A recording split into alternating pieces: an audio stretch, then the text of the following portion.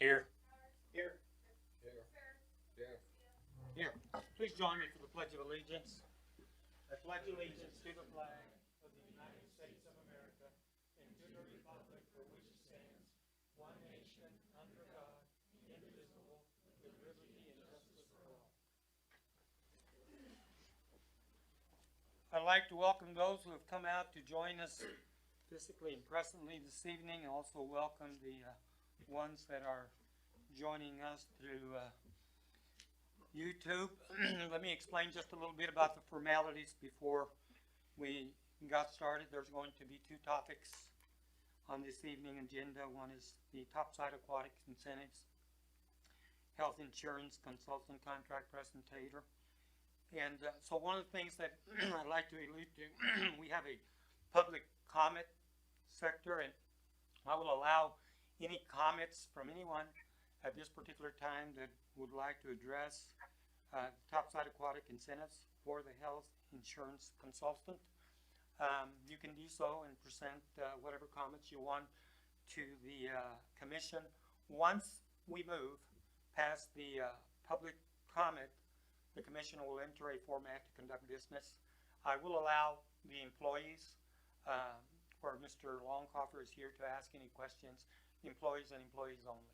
So with that being said, I'd like to welcome you once again. I'm going to move on to, is there anybody that would like to say a few comments? It can be anything. I guess, you know, you can just take a minute or two, whatever, in support of what you're here for. Yes, yes, please. Well, my name is Grady Bonzo. First time I've ever done this, but anyways, I'm here supporting the aquatics, Topside Aquatics. I've been asked to be a volunteer back in March, so I've been participating in that, and I've seen a lot of people come through the doors and get a lot of good work out of it, and get a lot of, especially with COVID, you know, you see a lot of negativity going on, but they come out there and they just kind of get the release a little bit and just kind of be part of the community. So I just want to support the aquatic incentives that we're going to address today. And I think it's a good program. I think it sets Goodland apart from other communities.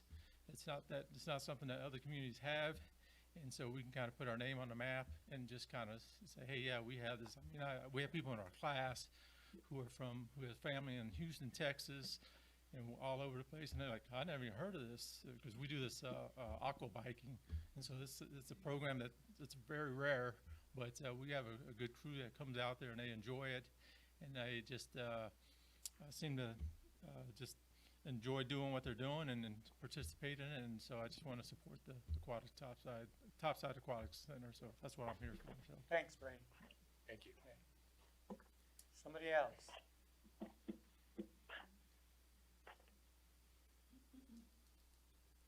My name is William Knight. I'm not officially a resident of Goodland. I'm here with my son, but I have gone out to participate in Topside Aquatics. I'm here to kind of support them. I can kind of give you some background. So we've lived in Dallas, Houston, Detroit, Memphis, big metropolitan areas. And, you know, like he said, a facility like that you normally would find in major city area. From a health perspective, you know, arthritis, everything's getting older, everything breaks down. Being able to get into a pool like that is helpful for me from a therapeutic perspective. I think it's a really good program. I don't know what the actual structure is as far as the legal. I don't know if it's run by the city or if it's private. I'll leave that to you guys. But from a civic perspective, I think it brings a lot to a community like this. I see potentials like that. My son used to swim competitive swimming, so I don't know if you could expand it to incorporate swim teams or whatever, but it's something that I think that would be well served. I believe where they're applying for a grant to lower their utility commission, so I think that it would be well served in the community to keep participation up. I'll let them talk about the numbers and what justifies that, but for me personally, I think it's a well-run facility, and I think it does well for your community to, like you said, give something that other people don't have. It's really something special. Thank you. Thank you. Anybody else?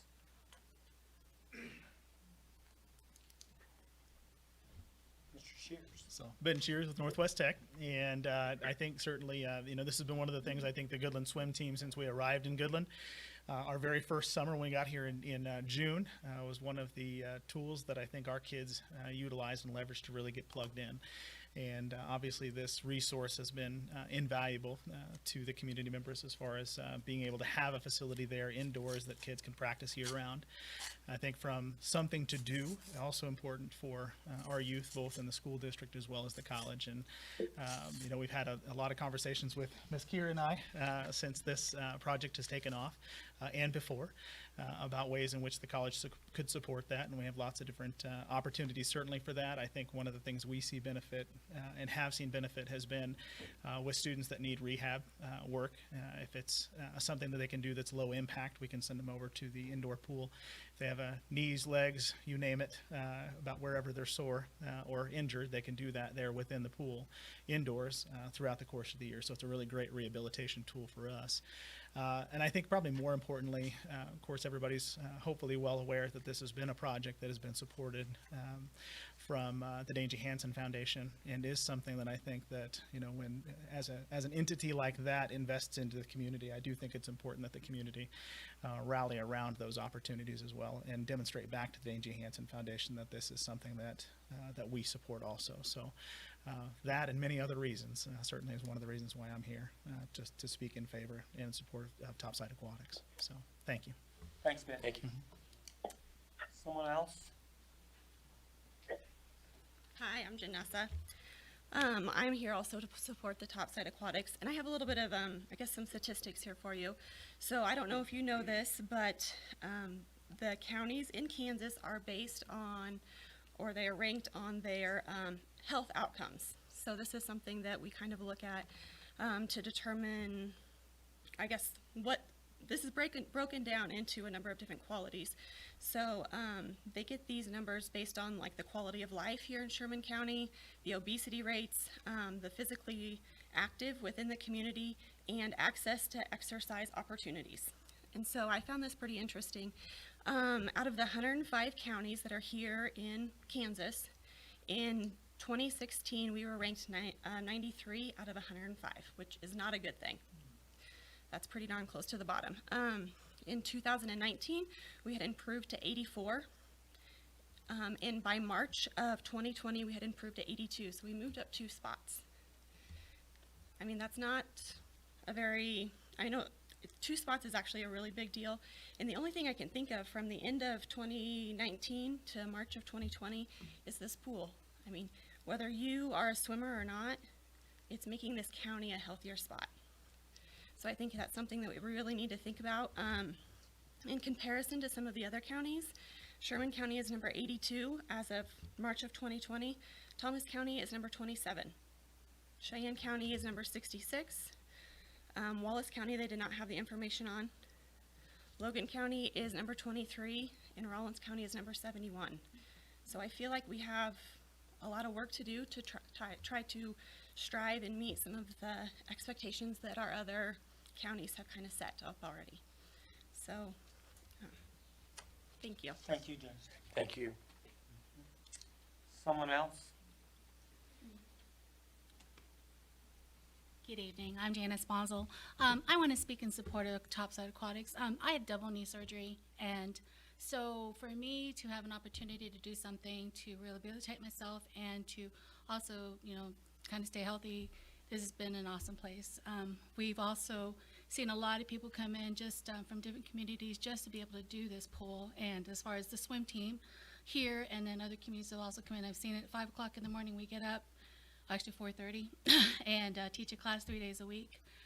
Just the positivity of the people that are there, I think we cannot, I mean, hold hands down, we can't even offer that anybody else. And so I really would like to see you guys vote to keep the utilities at a certain place so that we can keep this place open. Thank you, Janice. Thank you. Someone else? Okay, if nobody wishes to talk, we're going to move on to item number 3, consent agenda items A through G. November 2nd, 20 commission meeting minutes. November 4th, special commission meeting minutes. November 5th, special commission meeting minutes. D, November 11th, special commission meeting minutes. Item E, November 12th, special commission meeting minutes. Item F, appropriation ordinances 2020 20-22, 2020-22A, 2020-P22, and G, authorization to apply the Kansas Department of Transportation Public Transportation Assistant Grant. I would entertain a motion to accept the consent agenda. The consent agenda is presented. I'll move. Have a motion on the floor by Commissioner Thompson, second by Commissioner Ferris. Are there any questions or concerns, Commissioners? Mary, read the roll. Yes. Yes. Yes. Yes, thank you. We move on to item number 4, formal action. Andrew? Thank you, Mayor, Commissioners. A little over 2 months ago, we did have Topside Aquatics on the commission agenda.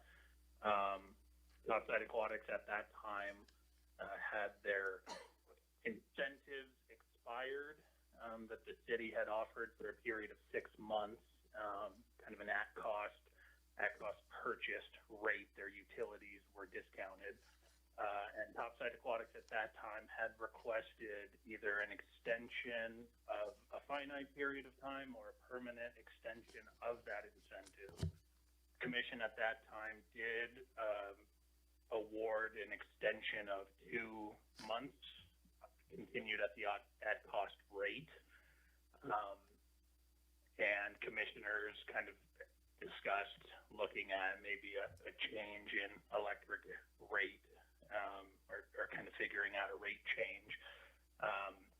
So the 2 months has expired, and so we have Topside Aquatics again requesting, and I guess I would defer to either Commissioner Brumbaugh or a member of the Topside Aquatics that's with us this evening if there is kind of a formal request that they are making, saying that, you know, we want X or we want such and such.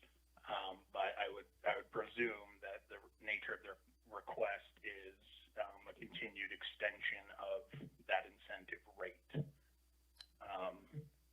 So other than that, I think we're just looking for guidance from commissioners on how to proceed with the Topside Aquatics. So Andrew, right before whether it's JD or another representative, I would just like to make a few notes that I thought about. My email address has been blowing out with emails about, you know, people who have a great deal of interest in the continuance of the Topside Aquatics. You know, but outside of that, taking myself, you know, out of the equation, you know, I started giving some thought, and one of the things that came to me is that there's not anyone, not a business here locally, statewide or nationally, even Topside Aquatics, that could ever had predicted that there would be such an impact in the nation, states, and municipalities. And when the word community surfaces for me, it means a group of people endeavoring to find solutions in a fair-minded way that is beneficial not for selective people, but the community in general.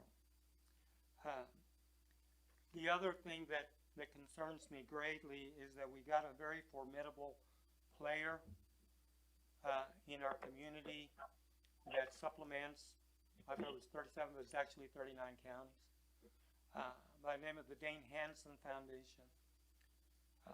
These people are extremely focused on expanding the parameters of growth in our community by virtue of economics and people. And having said that, I've shared this with the commissioner, but in the last 2.5 months, we've had about 10 families that have moved in from Colorado. that have had personal contact with me.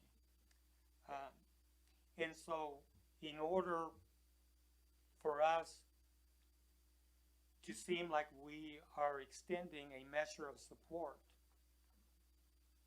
to the generosity of their contributions that they make to our local municipality, I think that this foundation needs to see that the community is behind them in whatever format the commissioners, respectfully find to do so. The other thing that we have to focus on is that this is a facility that contributes therapeutically to people who cannot afford to pay for therapy at their local geographical areas. So they come to Goodland, and we all know that once a person that stops into Goodland, they're going to spend money either by virtue of gas, food, or shopping at Walmart or coming downtown. So the community benefits to some extent, and I think that we have to take that into consideration. The other thing is that we have to look at is that this organization is being run by spirited, committed people who have been extremely assertive in trying to create a facility that contributes to the very health equation that many of you have alluded to. And this facility generates their time and their staff. It supports both old and young. And I feel that after learning all those things and asking him profoundly, living outside that I serve as a commissioner, I feel that we ought to take some deep thoughts and reflect on that when we make a decision tonight. And with that being said, I can turn it over to you, JD, or turn it over to Shannon, whatever you choose. I think there's a bigger picture. I'm all for Topside Aquatics being here and what they provide, and at the cost they're providing it to the citizens, which is allowing a lot of people at a reasonable cost to get into the doors. There's a lot that haven't been in the doors yet because of the pandemic. There's a lot of holdouts, especially seniors. That was the one thing that I was most excited about this whole opportunity is the patients I work with when this was becoming a concept, as far as those are the ones that I've heard the most over the last couple of years when this has been developed. All the seniors that are anxious to get out there and have their social group, but be able to get in the water and have that activity for all the benefits that they receive from it.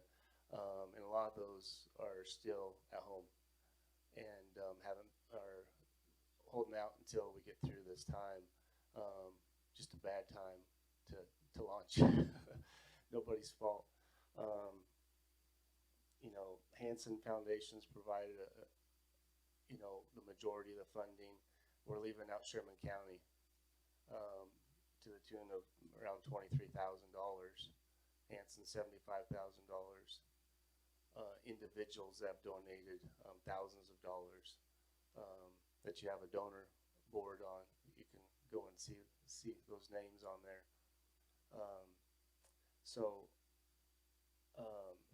It would absolutely just be a shame for us not to do what we need to do to help out and do our part, which in relation to what the others have done, isn't a lot financially for the city, but it's everything for Topside Aquatics. If we talk about $5,000 in savings, or that the city has given so far, or whatever, in some of the figures, if that would have been at the high end, at the going rate retail price, basically there wouldn't be any savings because the doors would have been closed already, and that's the main issue. We won't have anything to argue about or to deal with because it's gone. And we have nothing and, well over $100,000 and thousands of hours of volunteer time giving by the board and others would be gone. If you would have come to me before all this and before it even was built or any funding was built, and just basically said, hey, we've got everything set. We've got Hanson's going to give us $75,000. We've got Sherman County's giving us $30,000. We got a donor pool that's giving us this amount. The only thing holding us back is the biggest hurdle, which when you write a grant, they always ask what's your biggest hurdle, what's your biggest issue that you have to overcome. And you knew this going into it, we just didn't know what the number was going to be. Is the utilities. We knew what rent was going to be. That was going to be fixed, right? The utility was always a question mark, and unfortunately, it was just a big number. That's the biggest number you have to pay every month is utilities. And even with the incentive, that's still the biggest number you have to pay every month is utilities. So saying that, if it would come before and said everything's taken care of, all to make this happen, to put this facility in Goodland, all we need to have happen is the city to give us. To buy into this, to want it to be here, give us the electricity at cost, which is basically, I'm not going to split hairs, but cost is what it is, not costing us anything, basically. You can argue lines and whatever, but that's beside the point. But if that's what we get that in our community, that's a heck of a deal, and I'm on board. What community wouldn't do that? Because pools lose money. I don't care who you are. You don't go into the pool business to make money. It's a service, and it's something that you have in your community. And so I'm 100% for whatever we need to do. I'm very concerned about the Hanson Foundation and the other foundations that if we don't do our part to keep this together, especially during this time, it could affect a lot of other organizations that they fund. So we can go either way with this. We can make a statement and say, yes, we're 100% behind this. And that's going to help all the other nonprofits that are going through the strategic planning process right now and coming up with things that we haven't even heard about yet, that they're looking for funding. And if they see when it goes to their trustees, their board members want to vote what they're going to give that particular entity, and they're going to look, oh, they're in Goodland. Is Goodland going to support them or not? Are they going to do their part? And I want to be 100% where they look at our name and they said, that city supports those organizations. They'll back them. And I don't want to be on the other side of that deal because that's going to hurt the hospital. It's going to hurt you guys. It's going to hurt countless, all the names that you see at match day. And so we can further discuss and give others an opportunity, but based on the last meeting we had, there were some concerns about the electrical being on our own, having your own meter. And I think that's important. We need to try to get that done, and you need to try to find a way to get that done. It'd be great if your landlord would get on board with you and take care of that for you and do that for the community, because no one's in this for the money. So everyone's donating time and money, and so it'd be great if whether it's him or another company in town to donate that.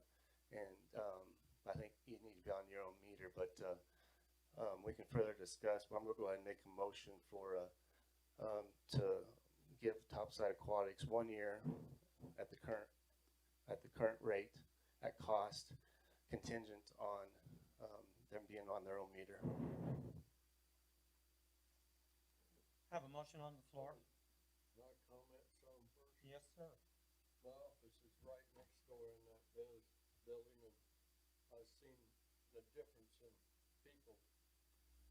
From time it started until now, they're getting around so much better. It's really helping a lot of people. And I know one of my friends commented that if he falls down in there, it doesn't hurt as much. And he has lots of arthritis problems. So I'm going to second this motion. Yeah, I'd like to give JJ and Aaron an opportunity to share their thoughts. JJ? Well, I'd be on board with the year, but it has to be on contingency that the other two businesses get their own meter, or we find out if the landlord is collecting utilities with their rent and they haven't been passed on. Well, I think that probably will take care of itself by the motion that. So, yeah, I just want Topside to have their own meter and whatever, that's, Right. the other part's not part of it, But yeah. make sure that they're not collecting, that the landlord is not collecting the money for utilities and that money hasn't been passed on for the utilities. That needs to be asked of the landlord. Shannon, would you please come to, yeah, that way, you know, you can answer some questions we could before we. I'll answer as best I can. I am not aware that that is the case. I have not seen the other lease agreements for the office spaces, of course. We did have this conversation prior to signing the lease. We knew that this was something obviously that would be another expense, and at the time we'd already asked the landlord. He'd done quite a bit for us just to get the bathrooms the way they needed to be, showers, all that kind of stuff. So we had a conversation of, you know, kind of what kind of problem that might cause for us. And then, you know, kind of that's what we wrote in our lease is that we would, if he were to bring, at that time he had no one signed on to rent those office spaces, wasn't sure what he was going to do with them. Very little in comparison to the amount of electricity that we're using on our side. It's minimal what is happening on that side. There's a couple computers and some lights. Other than that, there's really, we're using the bulk of the electricity with our dehumidifiers, our heaters, our air conditioner, heaters for the pool, things that run the pool. There's just not a whole lot we can turn off or turn down or anything like that. But so we are not aware that he's signed any sort of lease where he's collecting. I believe their rent was set. And then we are to, you know, if we just never really had a formula per se where we came up with exactly what we would get reimbursed from those offices. And, you know, there's been some different things since then that the landlord has done for us. And so we're just kind of at that point where we can either, you know, try to settle something like that up, or we can do something like this and encourage something where we can set up a separate meter and then we know what we're each using and be able to move on from there. So it's not an ideal building for where we'd like to permanently be. It's obviously a metal building, and we fight that a lot with the humidity because it gets really cold. The metal building does, and there's no insulation up there, and so we have a lot more humidity than we would if we had built our own space and set it up for a pool. And like we said, just to kind of repeat what JD had said, the utilities was something that it was that variable that we couldn't budget for. We didn't know what it was going to cost for a space that size. We did have some data from the gentleman or the family that we bought the pool from, but they of course had built their building. It was a pool building that they'd built directly over the top of that pool, much smaller, and built with the specifications that you would need for a pool with proper insulation and ventilation. We don't have ventilation where we're at. We had looked and looked. We bought that pool in November of 18, and we looked for a full year for a building we ran into all kinds of, you know, either it wasn't big enough or that the space that we needed, that long pool to go in, had a beam right in the middle. I mean, there were all kinds of complications. So we were excited to come across this, but again, not where we want to be on a permanent basis. But because we know we're fighting some things with electricity that we can't manage otherwise. But we felt to get some history built up on the sustainability of a facility like this in our area, with a vision that maybe we go beyond this later on and do something bigger, a wellness center, something that we, you know, can build on and be able to provide to, if we go back to Dane Hansen, provide to them, this is what we've been doing and it's a huge success, and people are, people are traveling here from, surrounding cities and I just haven't heard anything negative about the facility. There's been nothing but positive thoughts, and I know several of them wanted to share that the last couple weeks with you, and you were getting letters and emails, and it's really made a difference to a lot of people, and it's always a good thing when we're improving the health of our community. I wish that we could afford regular utility rates so we wouldn't have to keep coming back and addressing this, but we just simply, to offer memberships at a reasonable rate, we're going to have to work something out, and we are going to be one of the featured articles in that quarterly Dane Hansen magazine, where the next issue that comes out, our pool is one of the featured articles. They have been, the strategic doing process has been really excited about this.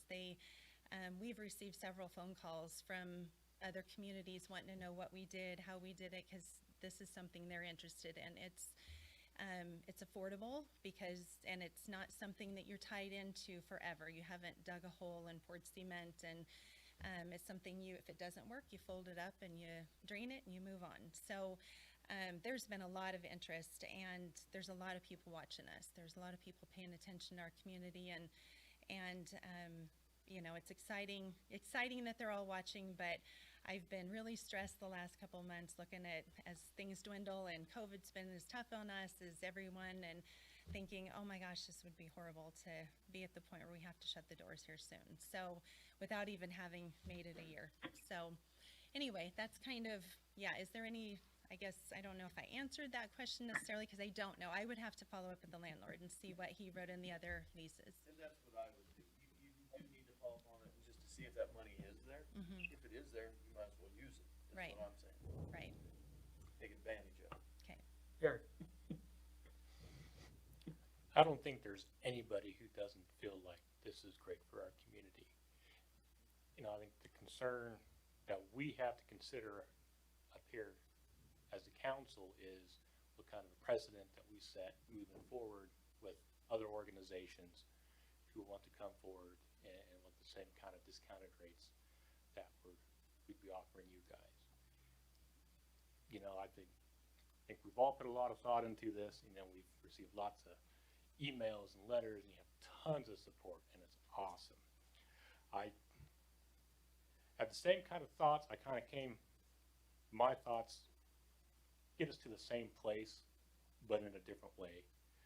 My thoughts, and we kind of discussed this 2 months ago when we had this up, is, do we need to offer something better for nonprofits in general in the community? And we had kind of briefly discussed maybe tying nonprofit status to the large commercial utility rates, which is our cheapest utility rates that we have.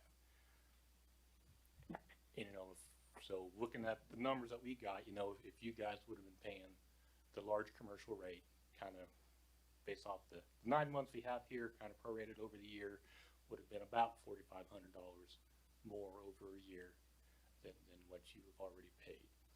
So what my thoughts were, and we're in the middle of a motion now, so we kind of we'll have to deal with this one, was that we need to get something brought up either next week by Andrew, for a resolution to change the ordinance so nonprofits would be tied into the same large commercial rates. And that would include you guys, but also here tonight, the council has different organizations throughout the community that we donate to, whether it be for fireworks or Flatlanders. So I would be open to, gifting $5,000, which would cover that cost difference from your current rate to the large commercial rate over the next year. It's kind of what my thoughts were. So if we go that way, it gets to the same thing. Basically, you're paying the large commercial rate, but you have the $5,000 gift from the city to cover that cost. That's all. All right. So we have a motion on the floor. JD, my only question would be, when would be the commencing date, sir? Is this your last month? Our incentive would have expired with this last bill that I paid this month. So it would have been the month of, I think we're 2 months behind, I think billing is the reading, trying to think, what are we in? We're in November, so I think I just paid for the month of September, so that would have been the last, Mary, that would have been October. September, October. I'm trying to think of what. I just wanted The to, reading goes. Right. Okay, okay, I just wanted to extend without there being a gap. I just wanted to, October, right? Yeah, yeah, so it would have been the October reading, yes. so I just don't want there to be a gap where, a lapse where they go off a month and come back on. I just wanted to continue, so it'd be from October readings. Well, It she would just be paid that, November, right? you said November first, correct? It would be November first? Yeah. Yeah, the next billing, right. Just to continue on from the next billing then. So your billing is going to start, gonna end in December, right, Mary? December first? The billing that is going out this month Is for November 15th. it is September 1 to October 1, and then the bills are mailed out October 31st, due in November. Does that make sense? Yeah, I'm just trying to figure out when the next billing for the Billing top. will come out the end of the month Okay, for October. so you want to start it in November. Right. Yes. With the condition that they place their own meter. Correct. Well, Mayor, I have a can I, motion. Go ahead. I apologize. Can I jump in for just 1 second? Absolutely.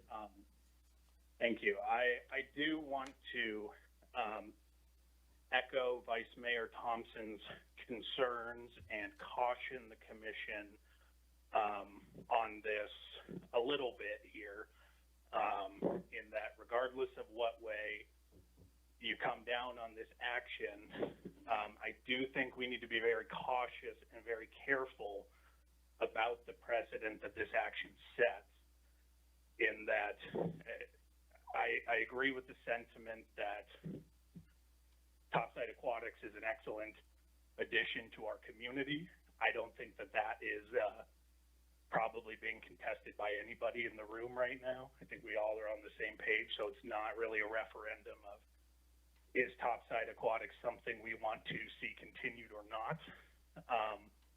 But we do need to be careful about the things the city incentivizes and the way that we go about incentivizing them.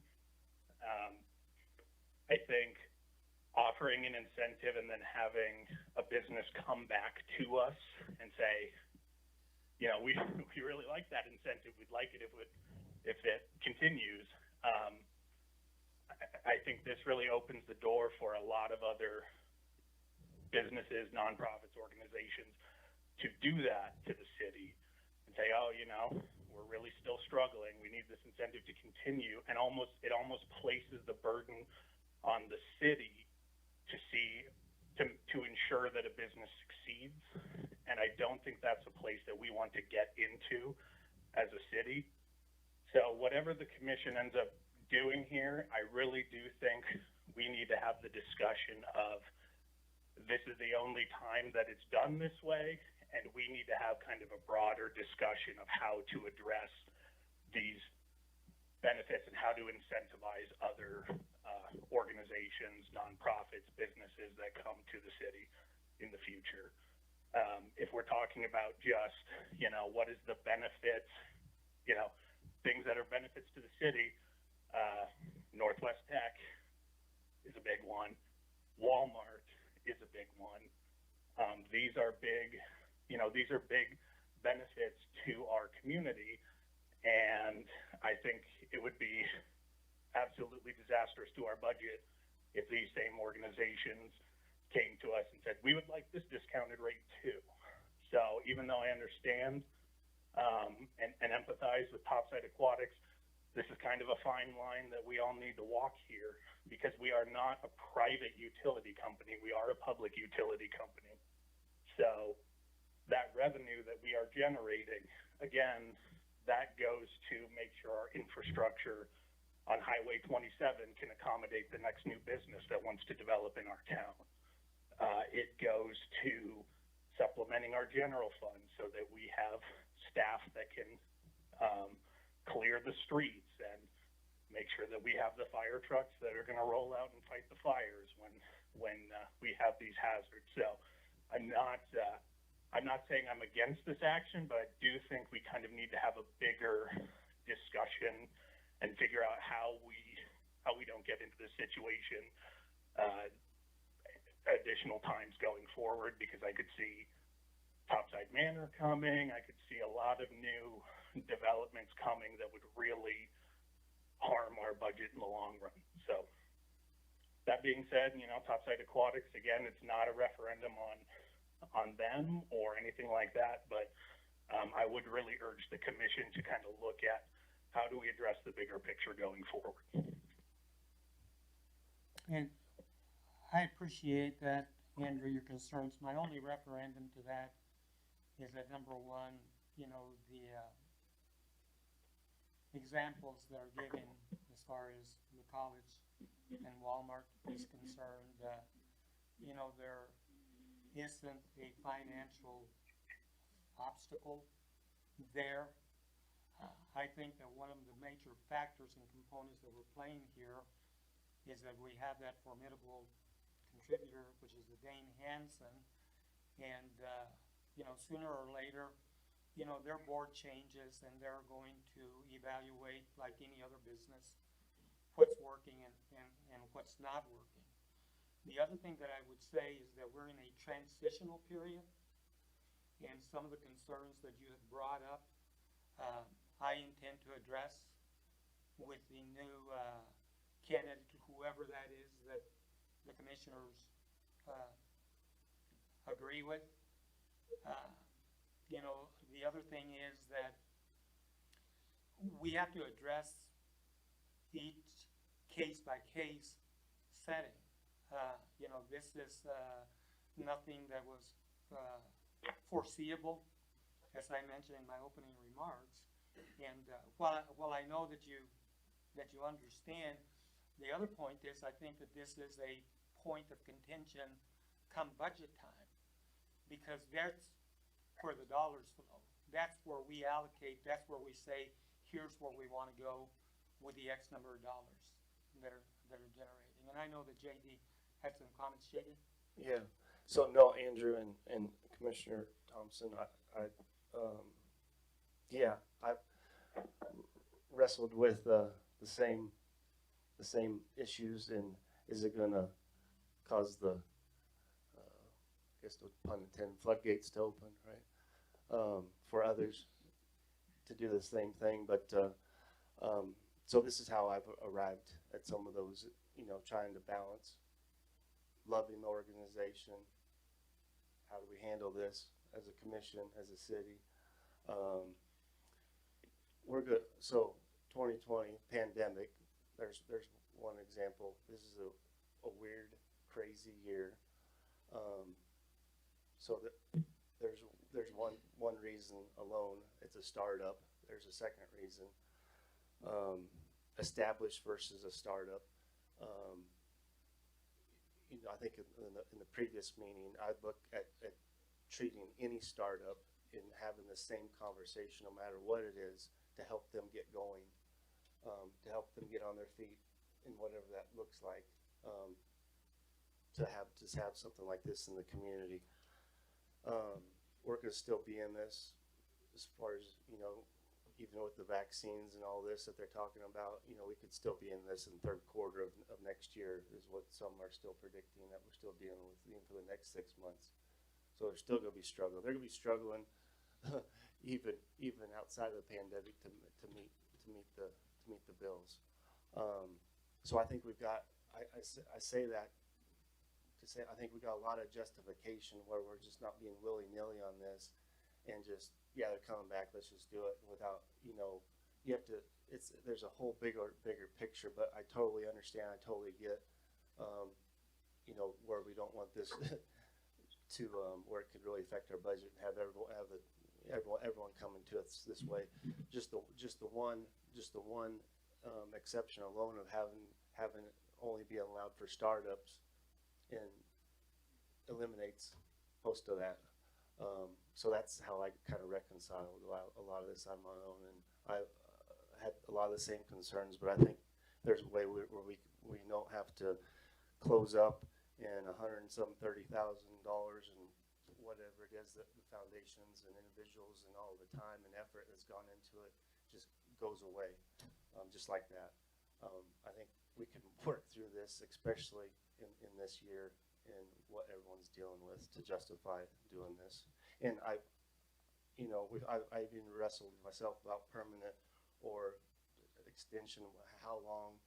Well, I think even 6 months, we're going to still be here. 12 months at least, let's give them an opportunity to get outside of that, hopefully the pandemic, Lord willing, that we're past it, get some people that have been holding out, and gives them an opportunity to finally get on their feet, and see where we're at. And it gives us the time, over the course of the time. And I do like the idea, I think, as far as,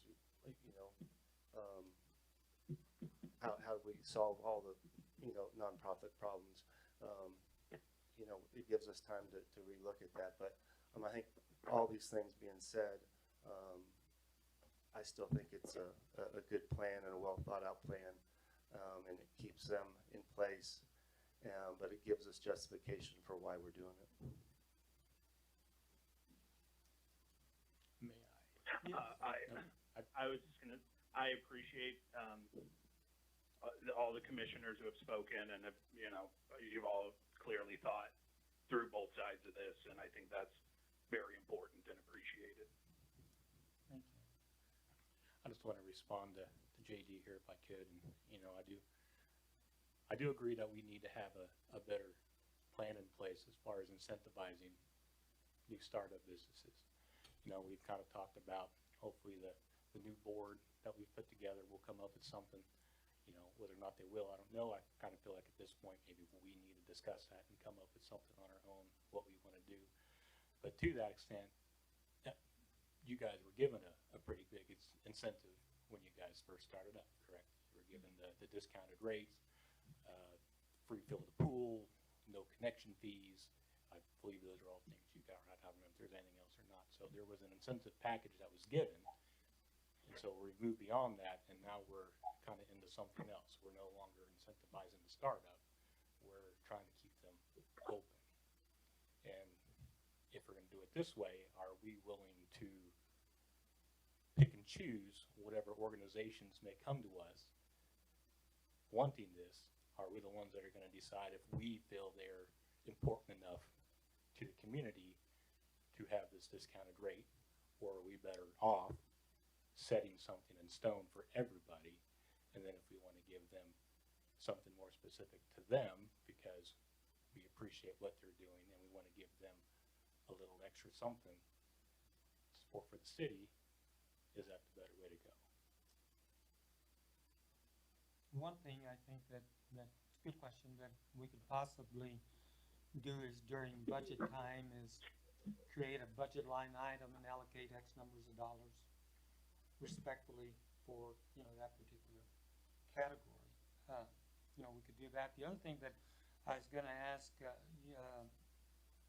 Shannon is that I think she has an extremely good board that has given inception to exploring different venues. They know that this is a long-term, ongoing issue, and so one of the things that they might be looking at is exploratory different venues of, hey, how do we resolve, this issue? Because as we've all discussed here, it is an ongoing crisis, and I think that she's got a pretty good format of members there that will probably get assertive and aggressive in trying to explore. I mean, these are the people that are contributing their time and generosity and have started working 2 years ago, so they're the least ones that want to see it fail for many reasons. And so, I think that might be, as I said, in our transitional period, with the new candidate, whoever it is, to, put it on the table and say, hey, here's some of the, the issue that, that can be, with that being said, we have a motion or anything else, JJ? You know, it's hard to see anything there, regardless if it's a nonprofit or if it's a regular business. You know, I agree with JD and I also agree with Aaron that something needs to be set in stone for this, so we don't run into this problem again with nonprofits. And I guarantee we're gonna have something come up probably because we've done this. But it is what it is, and we'll go on from there. If it's for a year, and the contingency that they get their own meter or a way to meter off the other two businesses in there. One time only, we do this, and we come up for a plan to do other nonprofits. And on down the road for the Topside Aquatics too. Yeah, I've kind of responded a little bit to you, Aaron. Thought about that side of it too, and it still kind of comes back if, I don't know if it comes back from when we do ordinance or anything. These guys are electricity hungry. You know, they're big users. We can't probably even think about what the next, you know, we could write something, but I guarantee you the next nonprofit might show up in their startups, and they're not like happening every day. Their issue is going to be totally different, had nothing to do with electricity and something I don't even think about. So it's hard to write stuff, but as often as this happens with startups, I think, at least as we're trying to formulate, we still have the discussion and talk about it. But when you put it on paper, there's always going to be something that falls outside of that. You're going to be presented with, so you got to almost end up taking case by case anyhow. So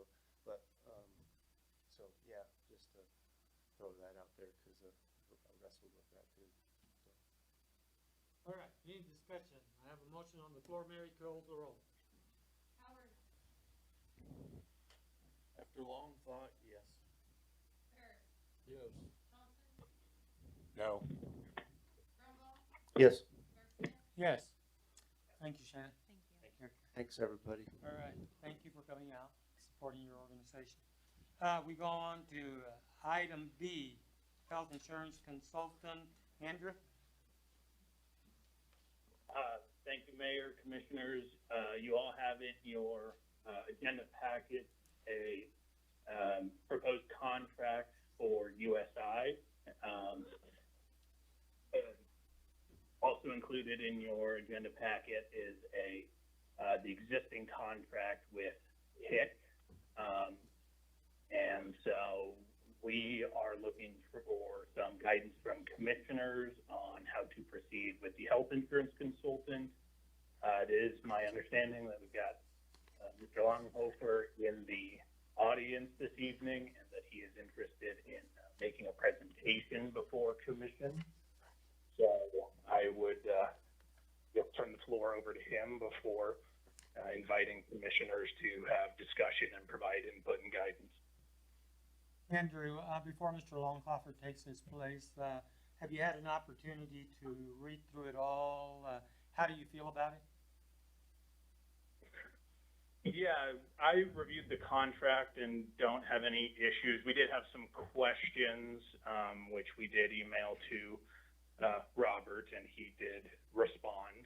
I believe I sent those responses out to commissioners as well. So, you know, I think the contract is pretty comparable as far as services provided and the cost to the city. Mm-hmm. Okay. Any other thoughts that you have before I call Mr. Longhofer to the podium? Not at this time. I'm sure like I said, we'll discuss it more. Okay. Bob, please take your position and introduce yourself. Some of the guys present here have heard you before, but just introduce yourself and the nature of your business. Okay, thank you very much, Mayor. I will tell you that I'm going to leave my mask on during the presentation. I'll try to talk clearly, but I want to give just a little bit of background. I come from Wichita, and as of this evening, I saw that Via Christi Medical Center has no more beds in their ICU, and all COVID patients are being confined to the emergency rooms. I I have several individuals in the medical profession that are part of my family, one of which works at one of the local hospitals. I work with a lot of employers that have a lot of employees that are all over the place, and I don't want to expose anyone unintentionally, and so I would ask that you just kind of bear that in mind, and I'll try to speak clearly during my presentation. If you have questions at the end of the day, I want members of the benefit committee, the employees that you invited to ask questions, I want to make sure that we get those questions answered tonight. This is an important decision for the city. It's an important decision for the administration. It's an important decision for the employees. So with that, I won't spend a lot of time giving a great history about who USI is, but there's a couple of slides I want to touch on about who USI is. So if you would go to slide 3 in that presentation.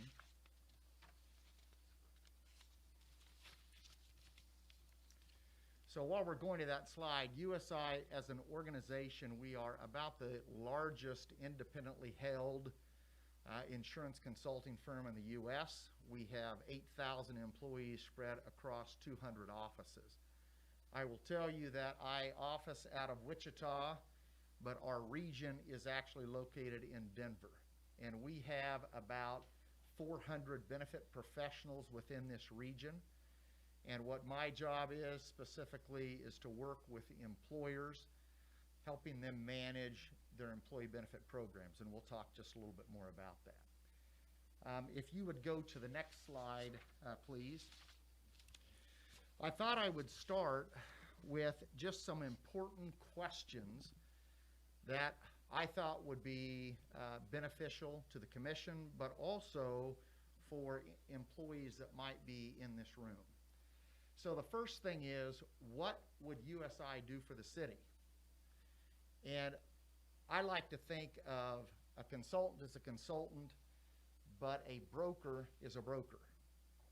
So what I mean by that is we don't sell insurance. What we do is we help organizations manage the risks associated with their benefit programs.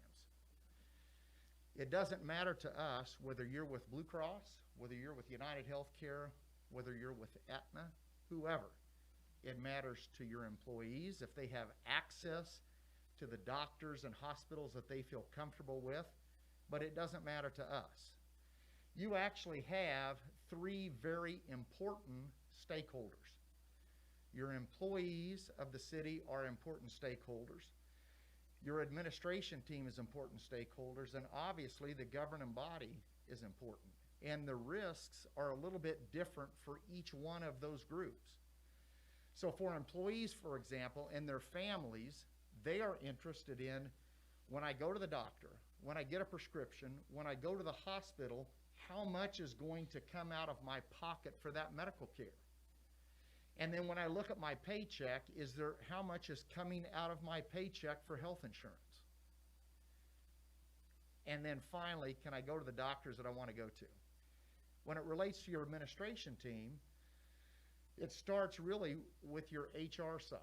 And on your HR side, they want to be able to recruit and retain individuals to work for the city. They want to make sure that they have good tools to help with compliance-related issues. Or when we have pandemics that have absolutely changed how we interact with individuals, are there good tools from the consulting firm to help us manage the risks of dealing with the benefit program?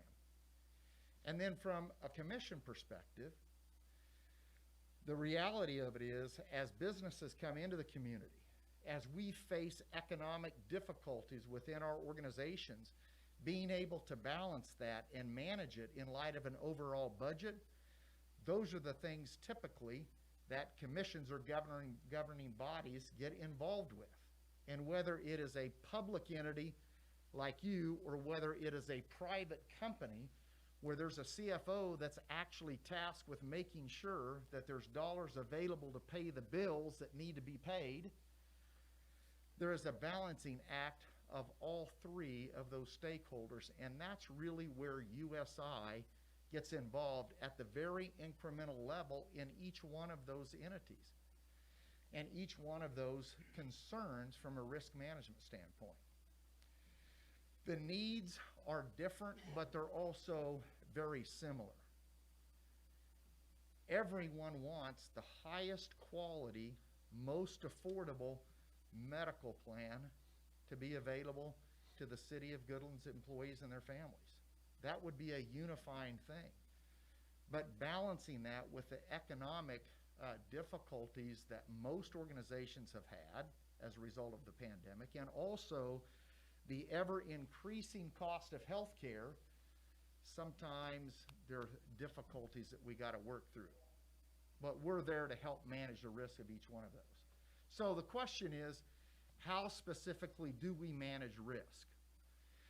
The first thing that you're going to see there is that it starts with an understanding of the city and the employees, understanding what the financial forecast looks like for the plan, understanding what other employers, not only in the community, but also from an employer size perspective, from a public entity perspective, how other employers are interacting with their staff and what they're charging for health insurance so that we maintain a competitive environment here, but also maintain an environment that we can afford.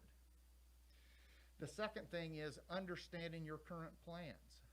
Most of you are probably aware that the city's medical plan is a partially self-funded medical plan with Blue Cross. And the city takes a specific amount of risk for the plan that's in place. Is that the right level of risk? Are there things that we could be doing from a plan standpoint that would help us control costs without impacting the benefit for the employee? When we talk about those things specifically, I'm going to give you just a few examples of risk management strategies. But I want to focus in just for a moment on insurance options with Blue Cross. Your plan is a grandfathered plan, and we're going to talk about being grandfathered here in just a moment. And the plan that you have essentially goes back to March 23rd of 2010. And in order to maintain a grandfathered plan in the U.S. under the Affordable Care Act, you could not have changed your plan significantly from a benefit standpoint or from a cost to the employee standpoint. So for the last 10 years, the plan has remained fairly stable from a deductible, from a co-insurance, from an out-of-pocket standpoint, from the employee's perspective. Meanwhile, we have had prescription drugs increase significantly in terms of cost. We just spoke to the Southwest SHRM conference in the state of Kansas, and one of the statistics that we gave to them was from 2014 to 2020. The cost of name brand drugs in the U.S. has gone up 60% in 6 years. The cost of specialty medications in that same 6-year period have gone up 57%, and prescriptions now, on average, consume about 30% of every healthcare dollar that goes out the door. And there are things that we could do from a plan design standpoint to scale back the cost of those specialty medications if we were non-grandfathered. And I won't get into the details, but that grandfather status in and of itself has been great for stability in terms of deductible co-insurance and employee out-of-pocket, but it also put us in the situation where even if we left everything the same, if we move to a non-grandfather status, there are some things that we could bring into the plan design that would help us deal with some of the economic scenarios relating to healthcare today. Explain that a little bit more in detail. Okay, so let me give you an example. And I'm going to use an example with one of the Blue Cross Blue Shield board members that we do the consulting for. So we have done the consulting for this organization since 1994. I have personally, Blue Cross Blue Shield board member, and when they're self-funded, just like the city is, And a few years ago, we looked at the cost of their specialty medications. And one example that I would give you is a prescription that's advertised on TV quite frequently. It's called Humira. It's for rheumatoid arthritis. It is the #1 prescribed specialty med in the U.S. Humira as a manufacturer will provide up to $1,000, actually it's more now, but up to $1,000 of copay assistance to an individual that gets Humira. So I'm going to give you just the example itself. Humira is about $5,000 a month. And the manufacturer will provide up to, let's say, $12,000 of copay assistance annually. So if I have a prescription drug plan that limits an individual's out-of-pocket, and that out-of-pocket is met, but there is still $10,000 of copay assistance available from the manufacturer to drive down our average cost, I've just left $10,000 on the table from that manufacturer that I could have used to take a $60,000 drug on an annual basis down to roughly $45,000, call it $48,000 bucks. And so there are mechanisms, Mayor, that have changed as a result of what's happening with prescription drugs in the Affordable Care Act, that you don't have the flexibility to change from a plan design perspective because you're grandfathered. And I'll talk about one of the misnomers around that here in just a moment. So back to this particular employer that we work with, it's a Blue Cross Blue Shield board member. 3 years ago, we implemented the plan. They had 3 members on specialty meds, and almost instantaneously, the cost of their specialty meds went down by 36 grand. Is that a big deal? Well, right now, the city's sitting around 900,000, give or take, total health insurance spent. Maybe it's 850, but 850 to 900,000. 900,000 at 30 grand, that's 3%. If the average health insurance cost is going up about 7.5%, that one change in and of itself has the ability to cut a renewal increase in half. And it's those sort of strategies that you absolutely have to be able to engage in if we want to manage it, maintain the quality of the program for the employees, but also maintain financial stability for the city. Does that make sense? I said a lot there. Any questions about that before I move on? Okay? The last thing that I want to mention on this particular page, it says insurance options with other insurance companies. And I put this on there specifically because the last time I appeared before the commission, I had a great question from somebody in the audience, and they said, well, if you go out and look for other insurance options for us, does that mean I got to change doctors? And the reality is, it does not. Part of the process that we're going to evaluate in managing risks for the employees is to get a file from Blue Cross that shows what doctors and hospitals employees are using. And then if we have others that come to that RFP process, that request for proposal process, we'll ask them to tell us the doctors that were used in the past, how many of those would not be preferred in your preferred provider network. That's another element of managing risk. I don't care if the cost is $5 a month. If your employees can't see the doctors that they want to see, and the doctors aren't in this community that they want to see, doesn't make any difference. I don't care what it costs. So managing it and talking about managing risk, it really encompasses a number of different things that we're going to look at. So if you would move to the next slide, please. So how does that process of managing risk actually work? It starts with the very middle circle, and that's to understand the plan, understand the dynamics of the city, and then we move out into what we call the enterprise. And the enterprise is a process that we use with USI where we get underwriters on the phone. We get our consultants on the phone. We get our analytics team on the phone. We get an account manager, which is my counterpart that handles the day in and day out operations. And we say, here's the dynamics of the city of Goodland. Now, what sort of risk management strategies do we think make sense to employ? And that's that next part where you see the network. That's where we bring in our staff. And then that last one is what we call the Omni process. And if you go to the next slide, I'm sorry, keep going. One more. There you go.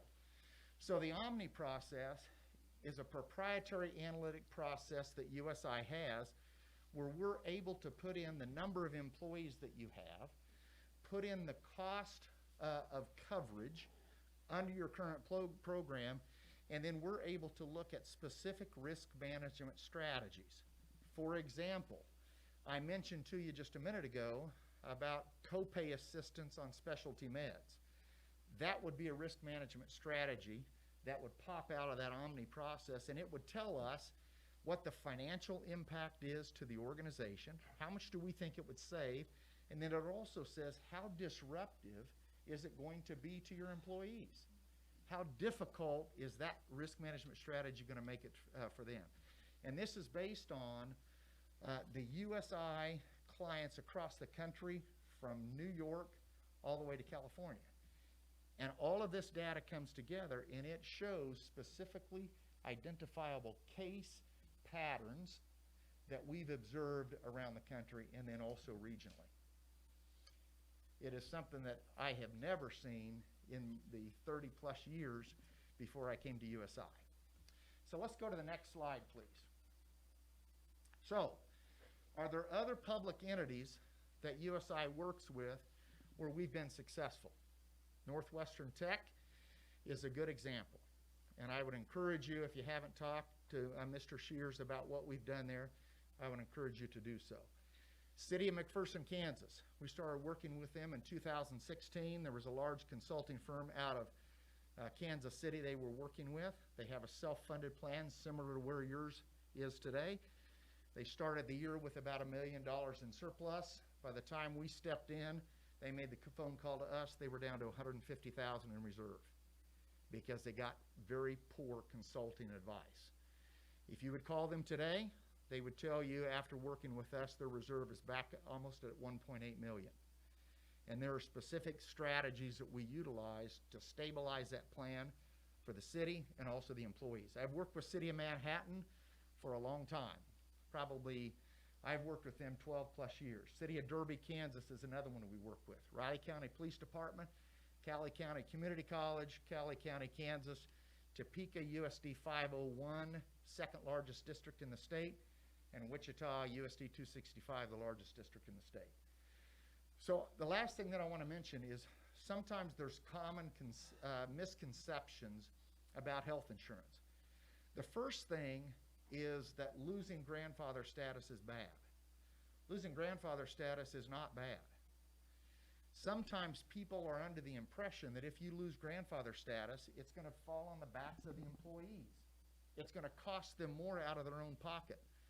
Not necessarily true. If we don't change deductibles or we don't change co-insurance and we don't change the out-of-pocket, it doesn't increase the out-of-pocket. But there are some advantages that come along with loss of grandfather status. The first of which is preventive care is now covered at 100% by the plan. Routine physical exams, age-appropriate screenings. If you're 50, colonoscopies are going to be covered once every 5 years under the plan at 100%. Mammograms are going to be covered one time a year at 100%. That's something that is a good thing about loss of grandfather status. I hope this never occurs with one of your employees. And I've only seen it one time since the passage of the Affordable Care Act, but it happened with a client in the last 6 months.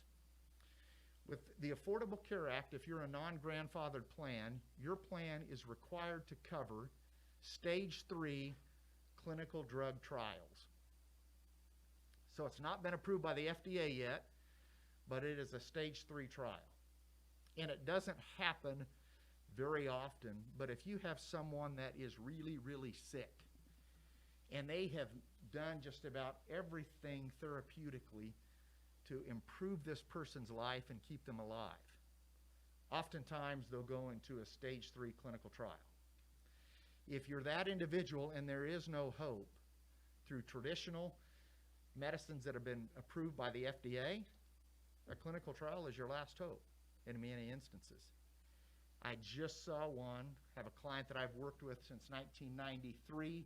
They had an employee go to KU Med in Kansas City and get engaged in a stage 3 clinical trial.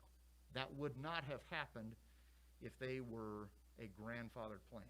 It would not have been covered by the health insurance plan.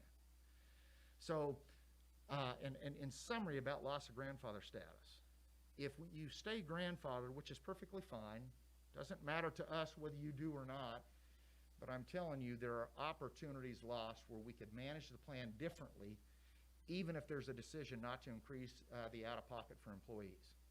But you got to have the flexibility under the Affordable Care Act in order to manage it. The second thing is that there's nothing that can be done about the high cost of prescription drugs. That is a common misconception. Prescription drugs are expensive. We've got a client who has a child from one of their employees. Their prescription, one prescription is $1 million per year. That sort of stuff you can't do much about. But the stuff that is not way over the top and so very infrequent, there are some strategies that can be used to bring down the cost of prescription drugs. And if I would tell you that if you don't allow your plan to open up to some of those strategies, you're going to continue to face fairly significant increase in the cost of prescriptions. We haven't seen anything yet. The last thing is that if we leave Blue Cross, we'll not be able to use the same doctors as what we have currently. We don't have an objective to leave Blue Cross. Doesn't matter to us whether you're there or not. But if we can leverage relationships, if we can leverage one provider against another, and I don't mean doctor, but if we can leverage pricing from one versus another, we're going to effectively use that strategy if it makes sense. And you say, that doesn't seem right. I can tell you with Topeka School District, that strategy absolutely made a difference to them in this last year's renewal of Blue Cross. It was a significant issue. Next slide, please. So, I think there's two major decision points for the city today. The first is, do you continue on the same path, knowing that healthcare costs are accelerating and tax revenue may be significantly impacted due to the economic environment? We don't know ultimately where the state or feds, how they're going to try to contain COVID. We have no idea. We don't know whether businesses will be shut down. We don't know whether it's going to impact property values. We don't know any of that. And sales tax revenue, we just don't know where ultimately it's going to go. But what we do know is that the cost of healthcare is going to continue to go up. And there are some strategies we can use to help mitigate that. The second part of the equation is, do you have the right partner to help you navigate what's best for the employees, what's best for administration and the city? Those two things, believe it or not, are independent. And sometimes it's easy, particularly in the environment that you're in, to bring that together and say, well, if USI comes in, they're going to change our health plan. They're going to make things more difficult. That is not our goal at all. We can leave everything exactly the way it is. But to be able to have the data and evaluate it and make an informed decision based upon what we bring back to the city, what we bring back to its employees and the commission, we think is worth taking a look at. So, I'm open for questions. I know employees, please be open and honest. You know, do you have any concerns or thoughts? Here is the time to open up that conversation with Mr. Longcoffer. He's the experts. We only make the decision on what we do as far as consultants, but he is here to answer any questions regardless of their magnitude or whatever your concern is. Please ask those questions now, And the reason that I say that, because the more informed you as department heads are, the more exact information you're gonna be able to give to your employees that are working under you. So it'd be to the benefit to get as educated as you possibly can, so, you know, you see somebody down the street, an employee says, well, you know, and you can say, no, that's not exactly what happened. So please ask Mr. Longfellow some questions.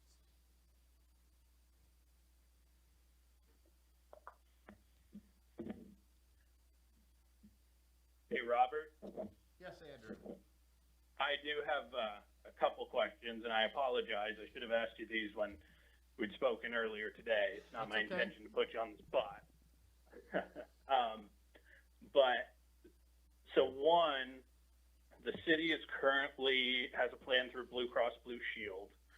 Obviously, we are in the midst of the COVID-19 pandemic right now. And I think there's probably some concern with shopping around in the middle of this pandemic and what other health insurance companies may come back, you know, maybe padding rates and things with the additional uncertainty that the pandemic has caused. I guess, what is your opinion on bidding or shopping around in a time like this?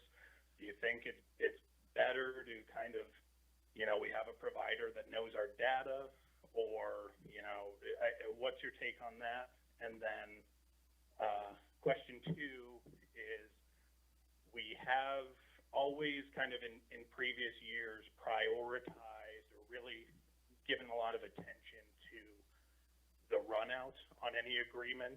Right. We've seen some pretty, you know, pretty appealing plans that have bad run out and have the potential to really kind of leave the city on the hook. So what is your approach to looking at run out and how that factors into your bidding process as well? Okay, Andrew, great. I really appreciate that. Those questions, I think they're on point. The first thing is, let's talk about COVID and the impact of COVID. I would obviously want to look at your current claim experience and look at some of the trends that that you've had with your current claims with Blue Cross. I will tell you on average what we have seen, and then I'll tell you what we have seen specifically out of Blue Cross, and then I'll answer your question. So what we have seen is from about March to the end of July, we have seen fewer elective procedures being performed. And when we say elective procedures, that would be gallbladders, knee surgeries, hip surgeries, some of those sort of things that could have been pushed back, even back surgeries. But if it's a critical incident, if it is someone in need of an open heart procedure or someone in the process of being treated for cancer, those things have not stopped. They have continued on. And so by looking at where your current claims have been and having an understanding of what those claims have been, not individuals, but just the claims themselves, then we know whether going into 21, whether we should expect a higher claim level than what we saw during the most recent period. Because if we have a large claim that's resolved itself, that's not necessarily going to carry through if it's been resolved. And so evaluating where you are today, realizing that there have been elective procedures that haven't been performed would help give us an estimate of what we think the adjustment should be for COVID moving forward. The second part of that question that I wanted to address is what Blue Cross Blue Shield is doing. The first thing to know is Blue Cross's prescription drug trend. And when we talk about trend, we're talking about how much Blue Cross thinks claims are going to be in 2021 as compared to 2020. The prescription drug piece that Blue Cross is using is 10.2% for the first quarter. So they expect in 2021 prescriptions to go up by 10.2%. Now, if prescriptions comprise 30% of our cost, you face a 3% increase just on the prescription drug piece alone. On the medical side, Blue Cross is using an increased trend of 8.2%. So when we say 8.2% on the medical side, Blue Cross, and you know what, I take that back. I got to think about the experience periods here. It may be closer to around the 7.6, but anyway, somewhere between 7.6 and call it 8.2. Blue Cross is expecting medical claims to go up between 7.5 and let's call it 8%. And if that's 70% of your total overall spend, you could be looking at roughly a 5.5% increase on the medical side on the top side. So, you know, sum total, it very well could be 8.5 or 9%. So the question is, I think the first part of your question was, what's our approach in light of COVID in looking at other options? So when you are self-funded, like you are today, a claim is a claim is a claim. And what I mean by that is if we have Blue Cross and we have Aetna and we have United Healthcare, and they all have about the same discount rate from doctor to hospital to doctor. Does that make sense? If everybody's about the same, and as long as claims have been paid accurately, we're not going to pay much difference between the three. So do we gain much advantage on the claim side? Well, if everybody's the same, not much advantage. But from a fixed cost side, how much you pay to have the plan administered, how much you pay for your stop-loss coverage with Blue Cross, that may be worth taking a look at. And I would tell you, Andrew, to specifically to answer your question, I would say it absolutely does not hurt to go to market. If it's been a few years since you had somebody come in, and I know last year you looked at a couple of different options, but I think you're going to have a different set of eyes on it now than what potentially you've had in the past. So I like going to battle. Let's go to battle. Let's look at it. Let's take a hard look at where the claims have been, and let's see where others come in. And worst case scenario, we use it to verify that we are exactly where we need to be with Blue Cross. That's the worst thing that happens. We verify we've made the right choice. As far as stop-loss coverage specifically, that is part of, Andrew, of evaluating risk for our clients. And I will tell you, bar none, Blue Cross probably has the strongest stop-loss contract in the marketplace. They have what's known as an incurred contract, which means that, and I can't remember whether you have an incurred or paid. I presume you have an incurred contract. But they have an incurred contract, which means that if the claim is incurred between March 1 and February 28th or 29th, if it's a leap year, that claim is going to be considered back under the year in which it was incurred, even if it was paid 6 or 8 months later. That provides protection for the city so that if we would end up making a decision to leave Blue Cross, they still have the claims that were incurred while we were with them, even if they haven't been paid yet. But more importantly, it says, look, if we have a big claim that hasn't been paid, and it takes 6 months to get the itemized bills from the hospital and whatnot, we can be assured that it's going back to that previous contract year, and it's not going to impact us significantly this year from a rating perspective. That is an important consideration as we look at other alternatives.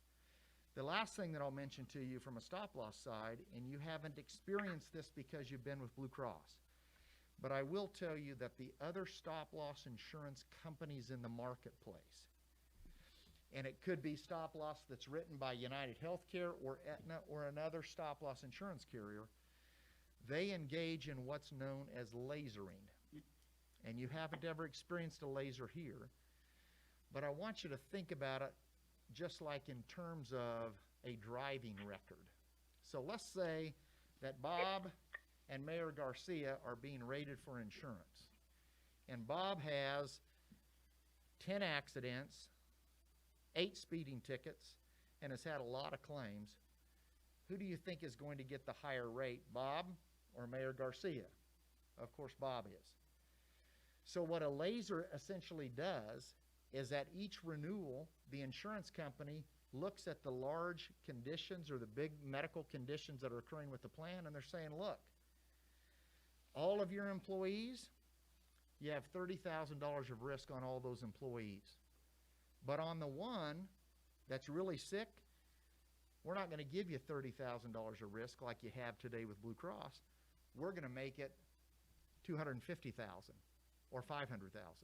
And so you have to take $500,000 of risk on the person that's really sick. Everybody else, we're fine. We'll keep it at $30,000. That's the concept of lasering. Blue Cross does not laser. And so if we have a person who's really sick, requires a lot of medical care on the plan, with Blue Cross, we know that we're going to have a stable contract, and it will at least be manageable on renewal if we have someone that suffers a significant medical condition. So to answer your question, Andrew, those are all things that we get into during our evaluation process, because when we say we manage risk, we truly manage risk. It's not about who's paying us on the backside. We don't engage in that sort of behavior. It is about we work for the city, we work for the employees, we work for the administration of the city. And we're here to manage your benefit program. That's what we're here to do, period. Awesome, thank you. Thank you, Andrew. Any questions, guys? Are there any hidden costs that the city could incur over your contract amount? There are not, Commissioner. When we have that contracted amount, that's our contracted amount, period. We're not going to bill you for travel. Unless you ask us to come out here 84 times in a 3-month period of time, then we might have to talk about it. But that's not going to happen. We're not going to bill you for travel. We're not going to bill you for our time. We're here to do a job. And so that's the way it works. We'll bill on a quarterly basis or monthly basis, whatever the city determines is appropriate. Well, I got some other questions, but they're for the commission. We'll get to that part. Larry? I don't have any questions. Thank you. Okay? On your contract, you're not a third party, putting a third party into our thing. We pay Blue Cross directly. Yeah, correct. Will that continue? Yes, it sure will. Yep. Now, we have some clients that ask us to put our fees into their Blue Cross Blue Shield rates. And if they want us to do that, we'll do that. But, Mary, we're going to bill the city directly for our services, and we're going to get paid directly from the city. But we would pay for the insurance directly. Through Blue Cross, exactly. Right, right. And there was a provision in the contract, Mary, that looked like you might be able to remit it. That contract is a general contract, so that actually applies on our property casualty side as well. And on the property casualty side, the liability side, workers' comp side, sometimes our customers pay us directly, and then we send it to the carrier insurance company, but that doesn't occur on the employee benefit side. I have a question. Yes, sir.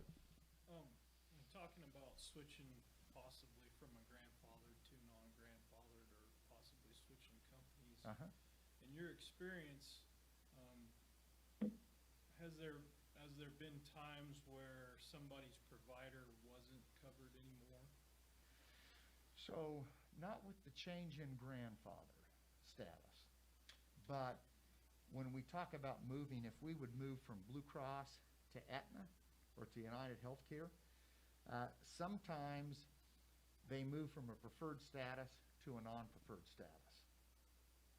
You understand what I mean? So it would not be paid, your out-of-pocket amount would go up.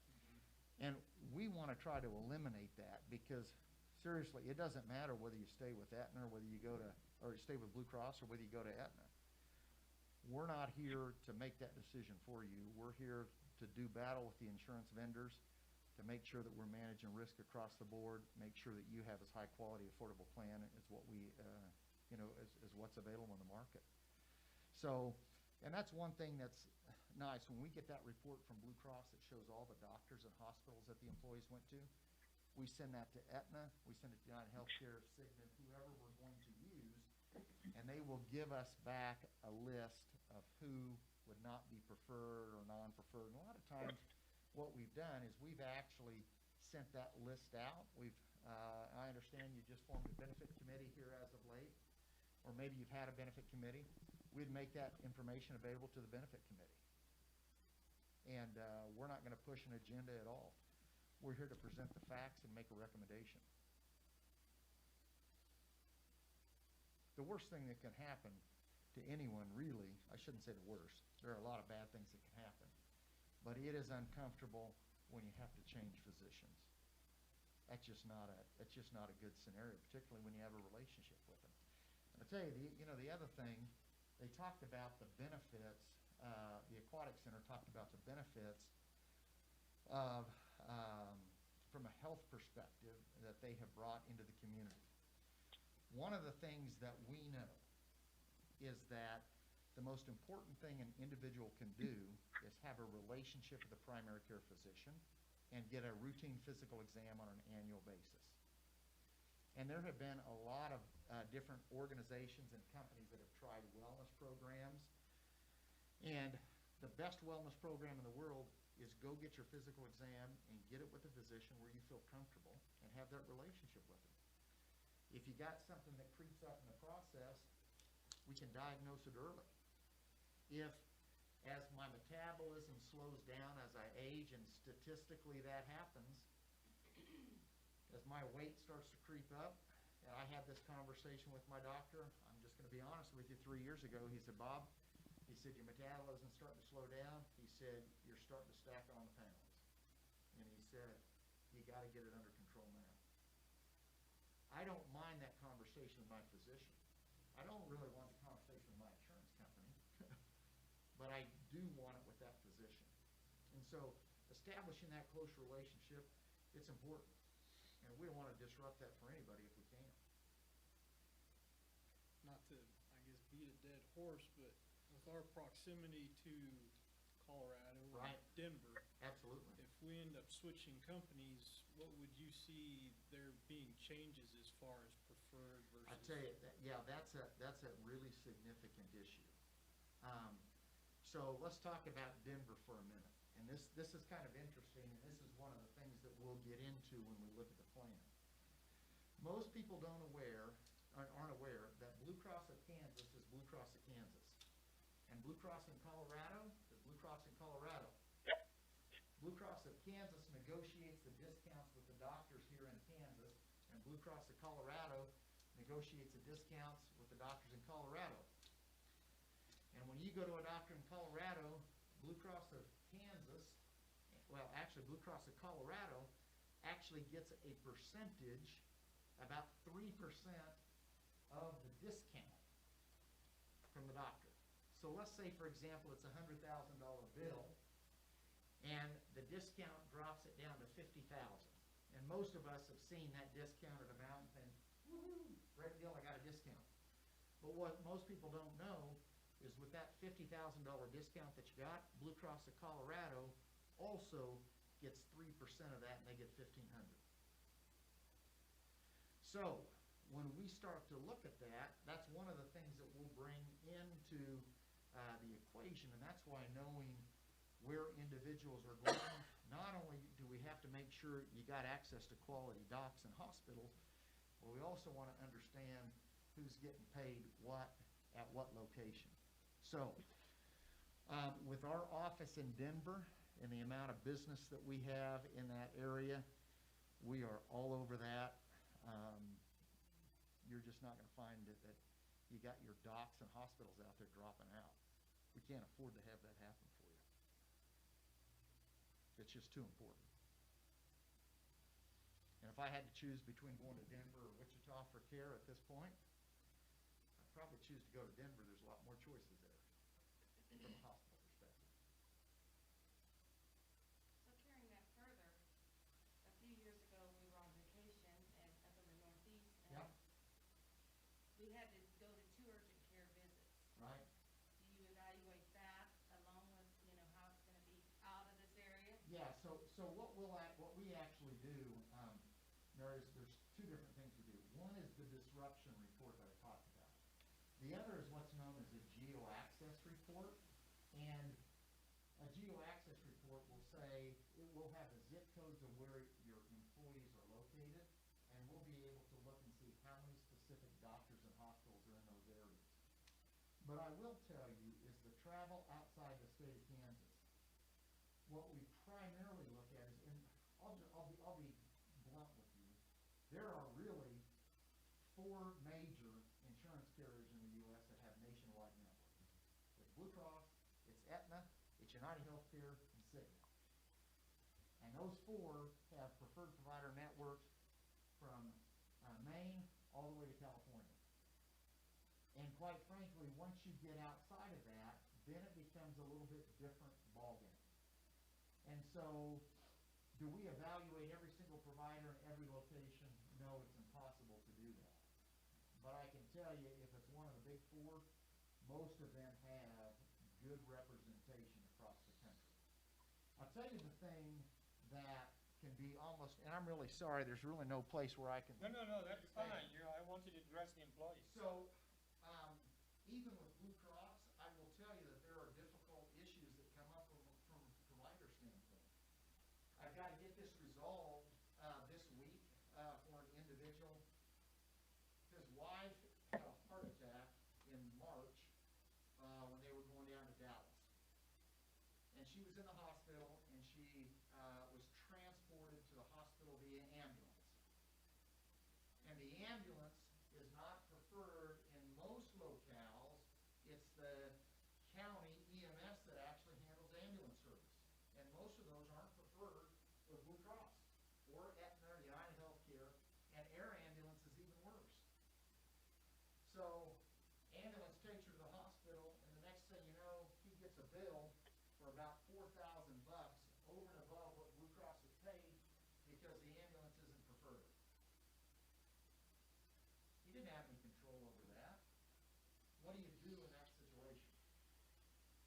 Believe it or not, part of the risk management that we do at USI is when those things occur, we get involved and we help manage that process for the employee.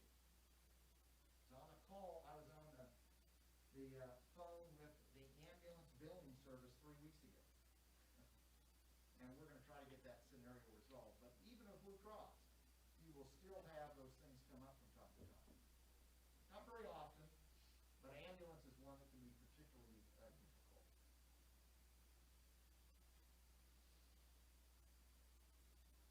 Dustin, any questions? I am getting a comment from the public, people are texting me to make sure you guys speak into the mic, they can't hear the commission. They can hear you cough, they can't hear you talk. Yes. Okay. Again, any questions, guys, for Mr. Longhofer? So let me get this straight. So, okay, Frank. Yes, sir.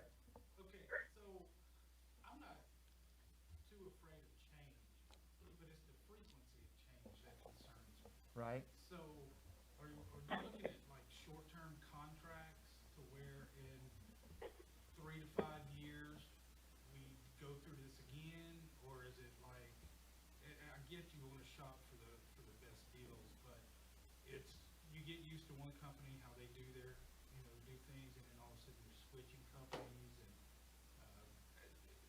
so what would be the frequency, I guess?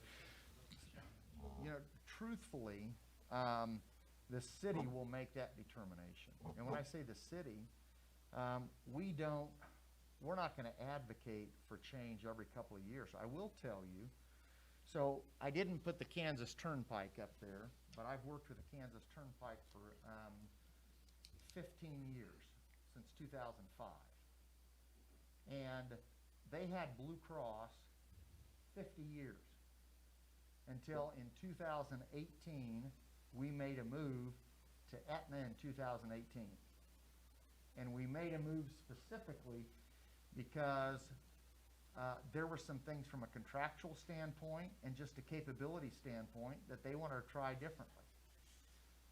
We were there 2 years, and January 1 of, so it's for 18 and 19, and January 1 of 20, they made the decision to move back.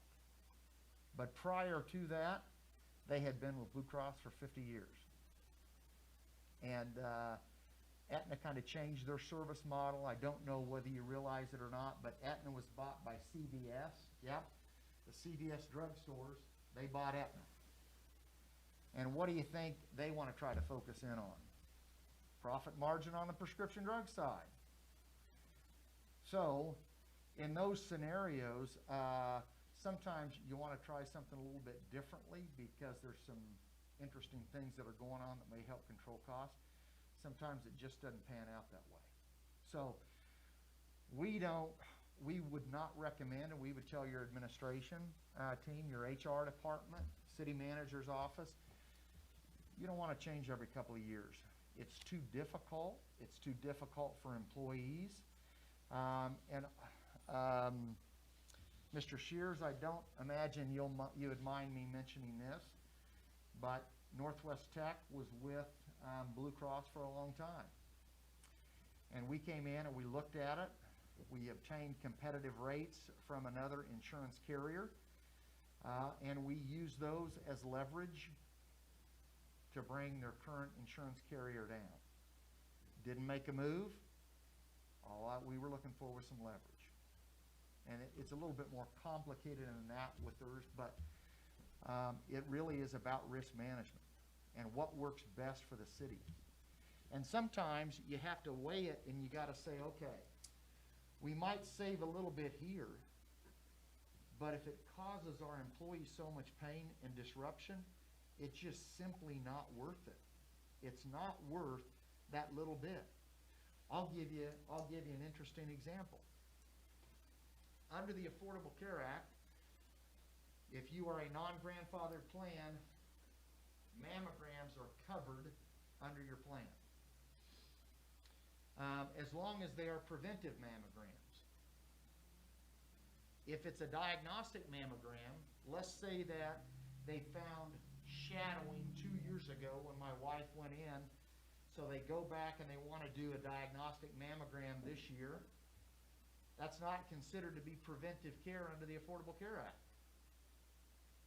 But for crying out loud, it probably should be.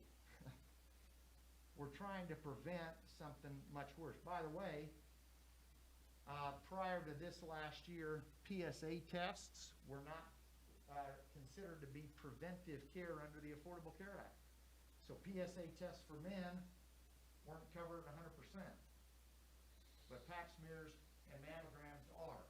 And that's not an editorial comment. It's just like, man, sometimes you got to think through that process, and if we don't cover PSA tests, they're $20.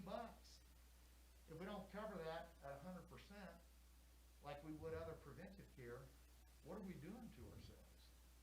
And that's where I just use those as illustrations, because sometimes an ounce of prevention is worth a pound of cure.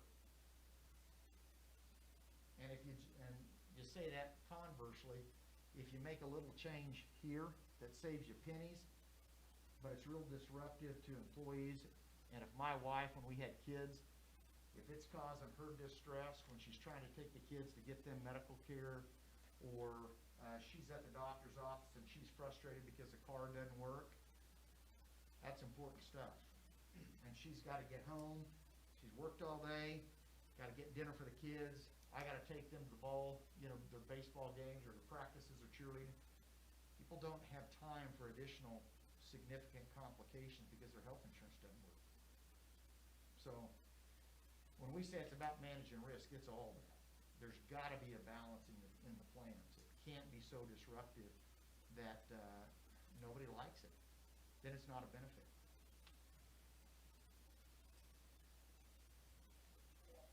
Any other questions, guys?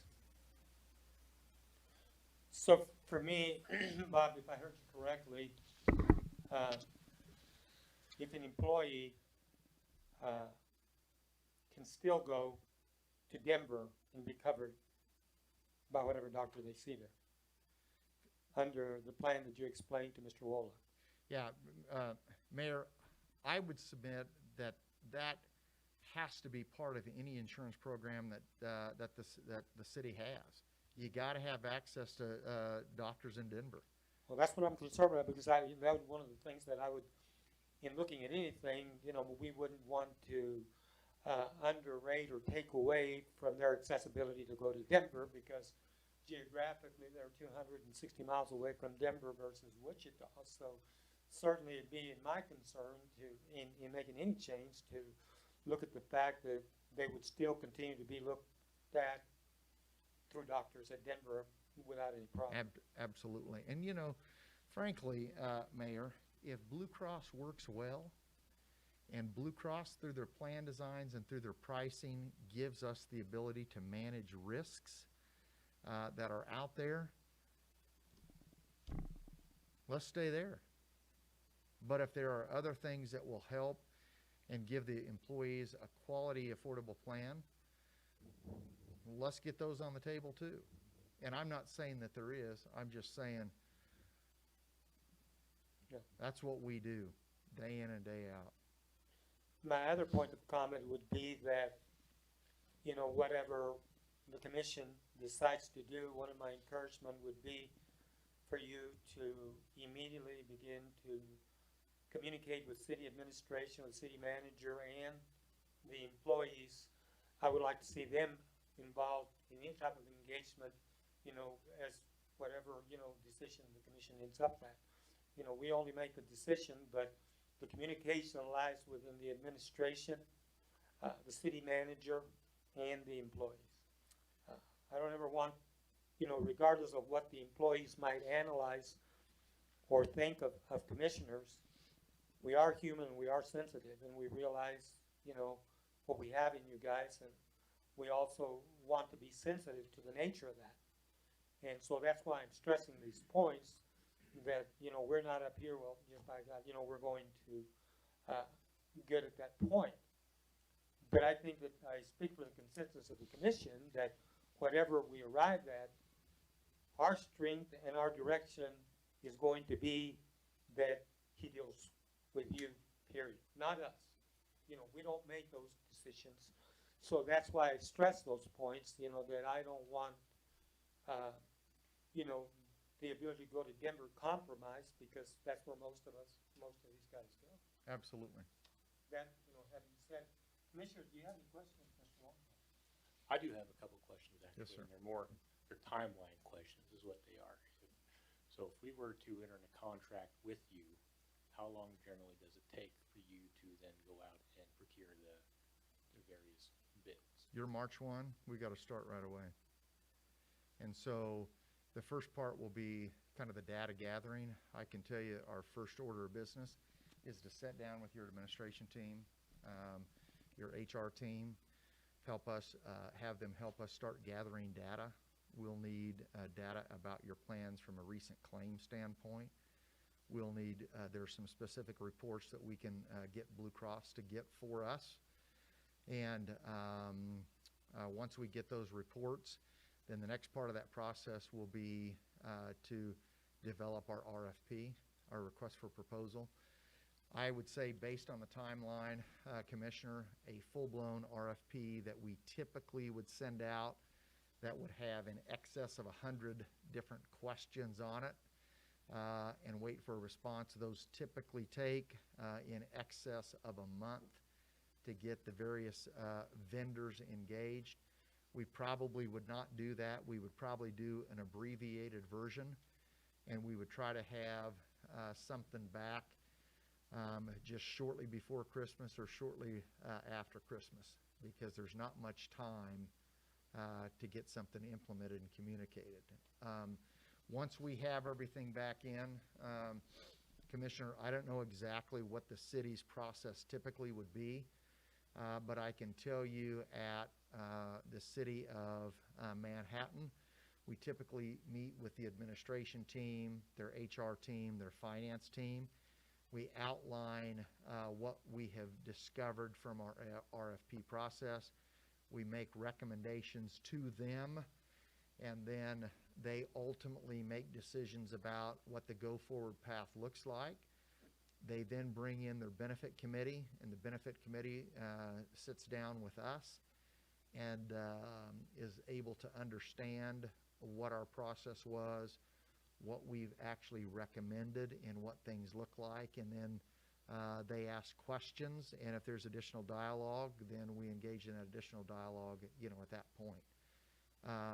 But to get that process rolling by March 1, if we just think back from a timeline perspective, and let's assume that we stay with Blue Cross, if you think back from a timeline perspective, Blue Cross is going to want everything essentially by February 1 at the latest, and enough time to do ID cards and get those out by March 1. If we have to have at least 30 or 45 days prior to that to get everything in, and then once the decision's made, we still have to communicate it with staff, and there's a couple of different methods that we use for communication. One is, prior to COVID, we did a lot of in-person employee meetings. Post-COVID, we're doing a lot of WebEx meetings. USI actually has a mobile application, and each employee would have the ability to download that mobile app, and the spouses would be able to download the mobile app as well. On that mobile app, there's descriptions of the benefit plan. There is a video about the city's, there would be a video about the city's program specifically, because we know it's not just the employee that has to understand the plan, but it's also the spouse, and particularly if the spouse is the one that's the primary caregiver for the children. They need to understand the plan as well. We prepare a benefit guide, and that's a question that Andrew asked. Would we prepare a benefit guide for the employees?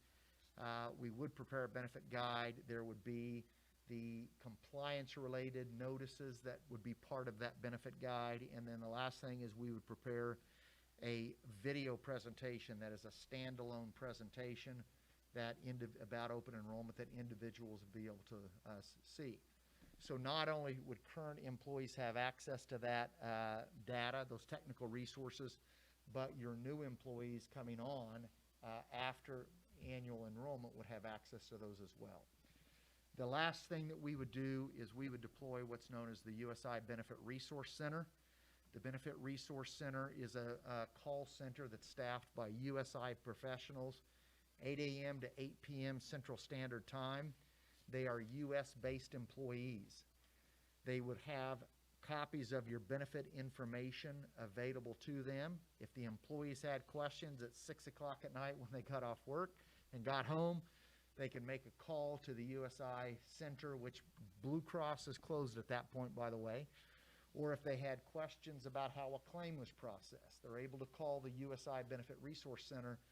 That benefit professional could help walk them through how a claim is processed, what the particular scenario was, and if need be, help the individual engage with Blue Cross to get clarification.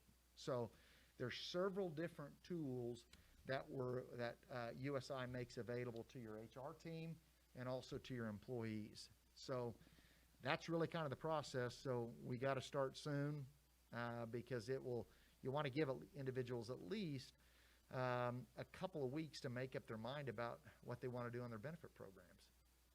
And so it's a tight time frame. Okay. And it kind of answered my second question. My second question was going to be, how soon before the renewal date do we have to have a decision made by? Yeah, we can obviously you can push it, Commissioner. And the fact of the matter is, if we don't make any major changes with Blue Cross, the ID card employees have today will still work on March 1st. But if we make some, if we would happen to make some significant changes, and I think the time frame for making significant changes, it's pretty small. It's pretty hard to get everything communicated, particularly over the holidays, and make major changes. So I wouldn't necessarily advocate for that at all. But if there's a few tweaks we could do here or there to help control cost, maybe on the prescription drug side, I'd probably advocate for something like that. But a wholesale change, be pretty heavy lifting to get that done and get it communicated. So if we're just making minor tweaks here or there, this ID card will still work. And so if we didn't have new ID cards coming out until the end of March, not going to be real disruptive to staff. So those are some of the things that we'll walk through, and we're going to guide the city in the process. We may throw up a red flag and say, wait a second, this is way too aggressive within this time frame. You're going to have employees frustrated on the other end. When mom takes Susie or dad takes Jimmy to get their prescription and they can't get it, and you're worried about your kid and you're worried about COVID and you got stuff you got to do when you get home, it's stressful. So that's just another element of managing risk. Does that make sense? Yes, Yeah. thank you. Adrian? No further questions for me. Jamie? I got three questions. Okay. So if we make the change, the grandfather plan, you're sure gonna be able to follow through with that, get a premium, whatever Blue Cross comes with. This is what they currently have. This is the new amount. Whatever it stayed the same or it raised, we're gonna be able to get that. Have that.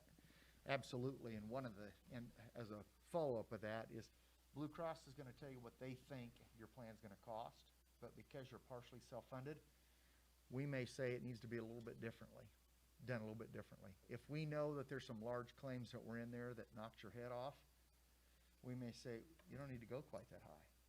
By the same token, if Blue Cross has overestimated it, or underestimated it, we may say, we think they're a little bit low. We think you better beef it up just a little bit. So that's still on the table. We still have that option. And then we have whatever you can come up with as far as other options and being flexible and nimble and all the different things that you've spoken of. We'll have that to look at as well. Absolutely. Or the way I'm seeing this, you guys will have that to look at.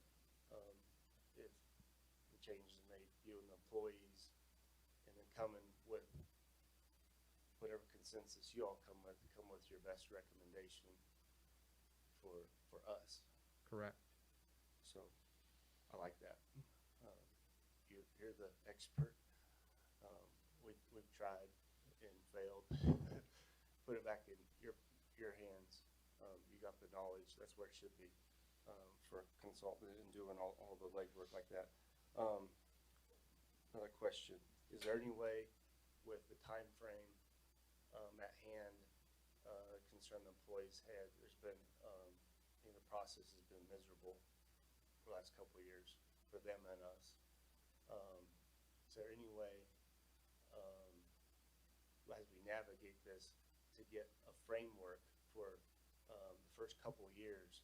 We might not know the exact numbers, but 95% of it's kind of set of what that looks like to kind of give some levelness, and where we don't have year to year not knowing what's going on and no security on their end and frustration on our end, where we could level the playing field and have a plan moving forward where this isn't such the discussion that Sure. it has been, to take that off, and stick with the plan then moving forward. Is there options that whatever the first proposal that you all come up with, a recommendation, it's like not just right this 6 months, but the next year, see what's it look like? What's the roadmap?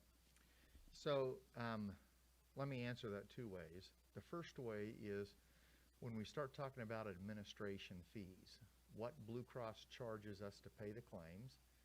A lot of times we can get those fixed for multiple years. When it comes to, and that's what you can typically fix. It's more difficult to fix the other cost components of it, but what we can do is we can absolutely lay out a strategic plan, a 3 or 4 year strategic plan that gives us kind of a glide path moving forward on what the right approach is. And there are a lot of different levers, Commissioner, that we can bring into that process. One of which is the USI benchmark. And the USI benchmark will compare the city of Goodland to other employers in the region, other employers by size, other public entities. And it will tell us how much health insurance costs overall, what employees' out-of-pocket costs are, and be able to make that comparison. We also ought to think about, quite frankly, once we get into it, what sort of lifestyle-related conditions do we have that we might be able to impact positively by asking employees to engage with primary care physicians. That may be part of the strategy. There may be little specific plan design changes that we think we might incrementally want to make moving forward. That may be part of the strategy.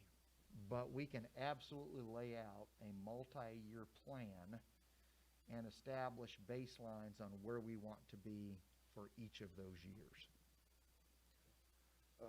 Lastly, this is a little bit more out there, but Ben's still here, and this has been, I don't even know if it's been talked specifically with Ben, but it's been mentioned at the hospital level before with the prior CEO we had.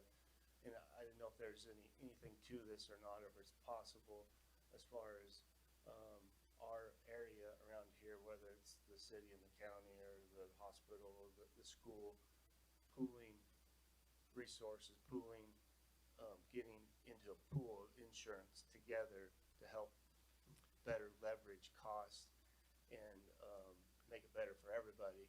Does that go on anywhere? Is that possible, or is that a far-fetched idea? It is not a far-fetched idea. The issue, and can I speak freely about this? Yeah. Okay. So the issue that we faced at Northwest Tech is they were in a consortium of other educational institutions. And when we evaluated the cost in the consortium, their health risk was so much better than the average that when we moved them out of the consortium, their rates went down by 33%, right? Yep. And so sometimes it works good for you to be in a consortium. Sometimes it works against you, and oftentimes it works against you because it kind of goes like this. And there have been a number of consortiums that have gone belly up because of this principle. So let's say, just for example, that you're in a consortium with Bob's Radiator Shop and Sam's Shoe Store. Okay? So Blue Cross takes and they average all of your rates together, and they give everybody one rate. Well, Bob's Radiator Shop, he ends up having a hemophiliac, and the prescription drugs to treat that condition are $1 million. And as a result, those three entities see their health insurance cost go up by 25% next year. They're all rated together. It's all for one and one for all. But you look at it from a budgetary perspective and say, look, we're better off if we're on our own, because now we just got hit with the large claims from that other employer. So you decide to go off on your own, and now you have Sam's Shoe Store and Bob's Radiator Shop that are stuck in that pool, and what happens then is what we call the death spiral. Their rates continue to go up. And so what I would say to you is there may be some consortiums where it may make sense for us to look at. By the same token, when you are rated in Blue Cross's overall risk pool like you are for stop-loss coverage currently, you may actually have more stability in that pool than if you were rated in a different type of consortium arrangement. And so all of those things will be things that we evaluate. Now, in Northwest Tech scenario, the consortium that they were part of said, wait a second, if you leave, you're gone for 3 years and you can't come back. And so the strategy that we used is we said, look, we want Blue Cross to rate us on a standalone basis, and we're willing to take our chance, because Blue Cross wouldn't even rate us unless we said we're leaving the pool. So we said, let's get a bird in the hand. Let's evaluate the risk of their employees. Let's see if we can get an insurance carrier to come in with rates that are a lot more competitive before we make the decision to leave the pool. So we got the rates in hand. We went back to the consortium then and said, we're leaving. And they said, but you can't get back in for 3 years. That's okay. We've already secured something else that's better anyway. Then Blue Cross stepped in, rated it. And by the way, Blue Cross was administering the pool, that consortium, to begin with. And having Blue Cross rated on a standalone basis resulted in a 33% lower rate than when it was part of the consortium. So it's all of those, and I know I don't mean to make it so complicated and convoluted, but at the end of the day, you gotta be able to pull all the levers in order to manage it properly. The dollars are just too big anymore. Other than payroll, it's probably one of the biggest line items of your budget.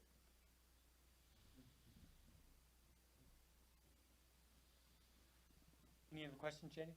No, thank you. Okay, guys, Terry, Kenton, Danny? Nothing? Okay. Neil, you got anything? The insurance that we're gonna be looking at, is it gonna be kind of where we're sitting now, or is, out of pocket gonna be more? How's that looking? So here's the way I would answer that. When I sit down ultimately with administration and your HR team, and we get the numbers back from Blue Cross, if we come back and we're not facing a significant increase, in all honesty, the city will have to make a decision as to what they're going to do from a cost standpoint. And I will tell you, and I'm just thinking about something my dad told me when I was a kid. And Dad would have been 100 this year. He died in 2011. But he said, Bob, he said, always remember, if your outgo exceeds your income, your upkeep is your downfall. So in other words, what he was telling me is, he said, look, Bob, you can't spend more than what's in your checking account. Because if you do, that's going to put you in a really difficult situation. And so as we sit down and we have the conversation with your HR team, administration, and your benefit committee, we're going to look for them to tell us what's going on from a budgetary perspective. And if they say we are fine this year, great. Let's see if we can make a tweak here or there, because we know there's some big time costs where if we change the plan just a little bit, it's not going to impact employees very much. It'll help keep our costs down moving forward.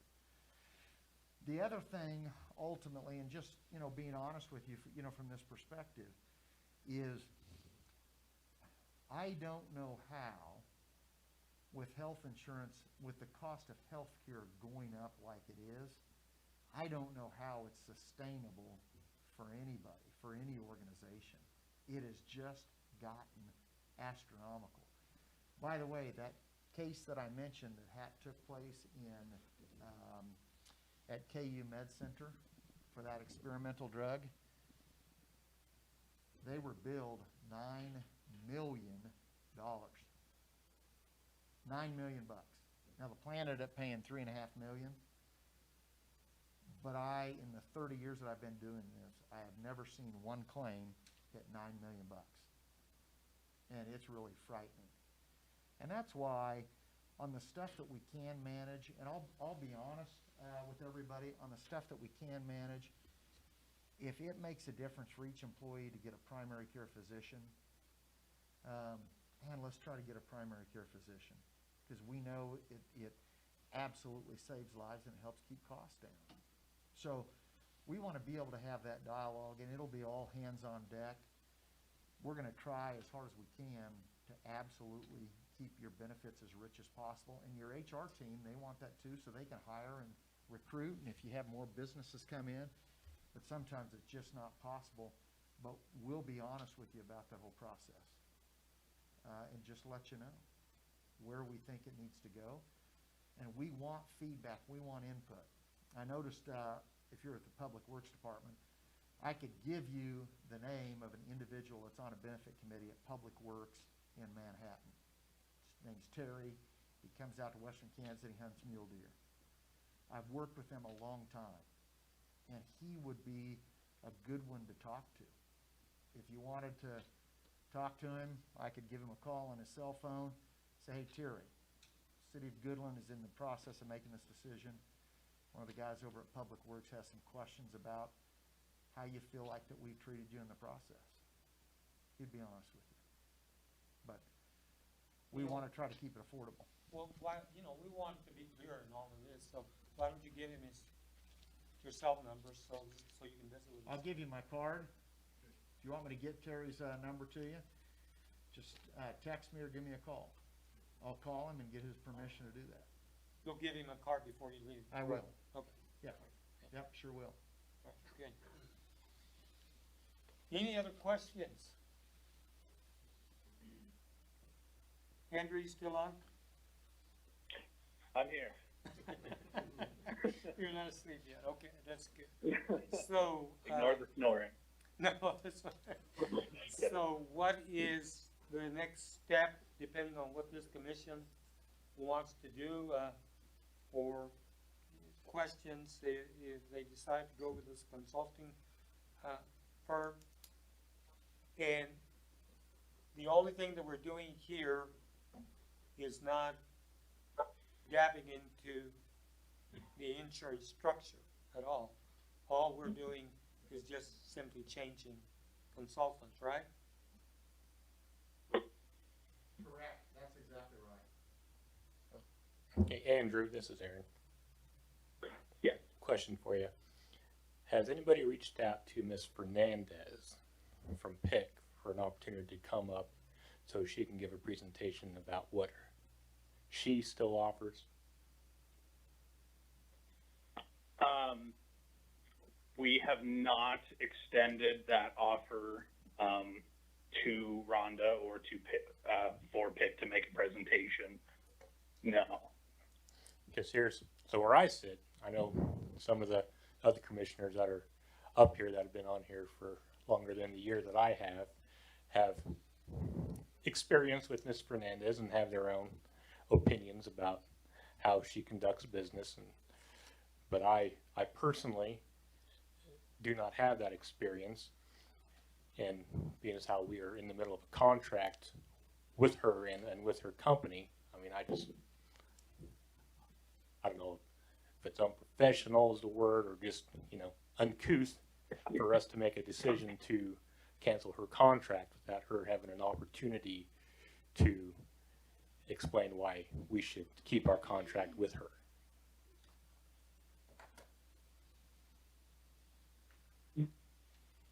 And I agree with that. We've always said that we need more bids. Yeah, him being here, nothing against his company or anything, but we want more quotes from different consulting firms. It's, right now I feel like this is where we gotta go and this is what we're gonna do. And it shouldn't be that way. We should have a choice of A or B or C, and we don't have that right now. Yeah. And I mean, we're not going to get that. We're going to we choose what firm we want to be with, and then that firm will bring us to bids. Right, yeah, but I mean the consulting firm themselves. We've got one in front of us, we've got one that has a contract, but that one is not here to represent their contract. That's what I'm getting at. We've got one in front of us, that's where I feel that we've gotta go, that we're being thrown that way, and Rhonda does not have a chance to promote her company again. Sean? Should I excuse myself and you all can? Sure. That way you can have You need to give, Stand right give him, here, since you need to give him. I gave him got that it. card, Okay, and if you need something, all right, don't hesitate to reach out. all right. Thank And I you, just, Mr. I Long. just want to say, I do appreciate you coming in. Right. And it sounds like you have a very great company. Yeah, well, we appreciate that. Thank you so much. Thank you. Sorry. Thank you. Thank you. Anyway, proceed, JJ. You know, and that's where I feel that we were throwing this way.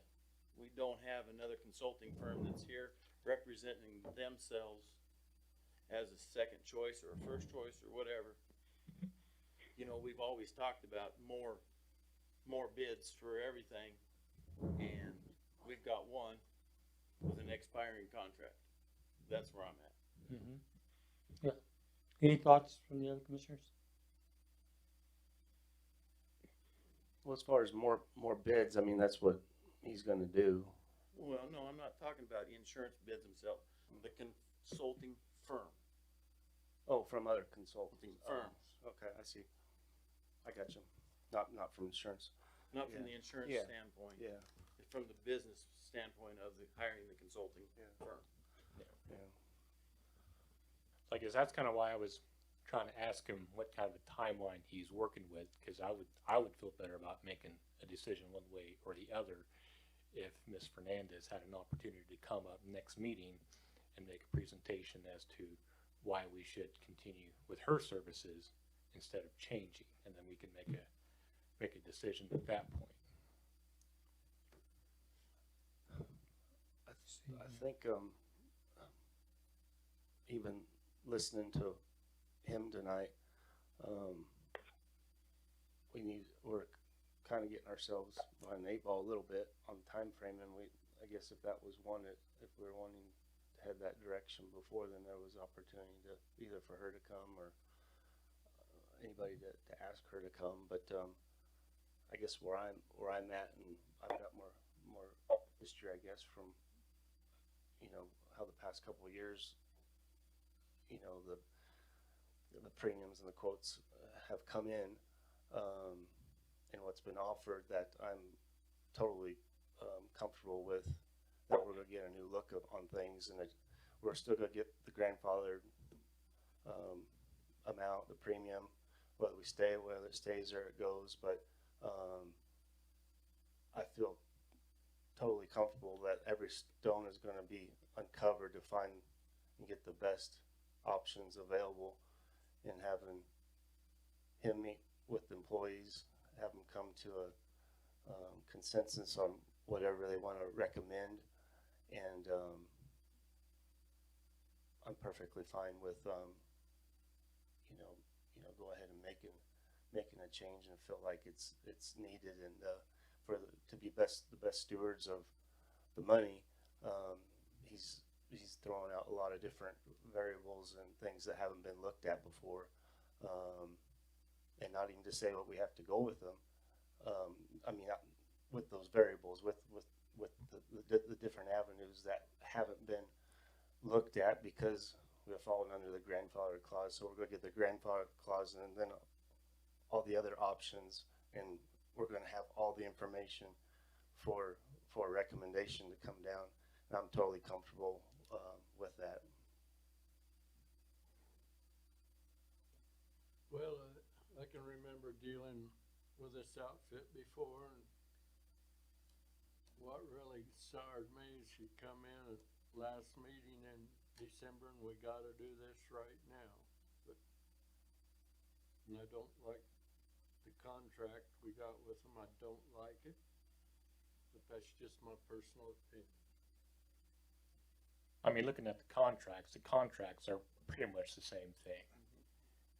I haven't looked at the contract with this outfit, but where you got penalty if you cancel and all that, I don't like. His contract, I don't like the automatic renewal, and we've talked about contracts with all automatically renewals. Yeah, I saw that too. Yeah, and I did too, but that's not something that we have to concede to. I mean, Right. we'll be in charge of the contract presentation. Dustin? Was there an ad you put out for this service? I don't think, you mean an RFP, request for proposal? No, invitation to bid. No, okay, so I call it the other thing, but Andrew, you didn't send out anything. Mary, you guys didn't send out anything, did you?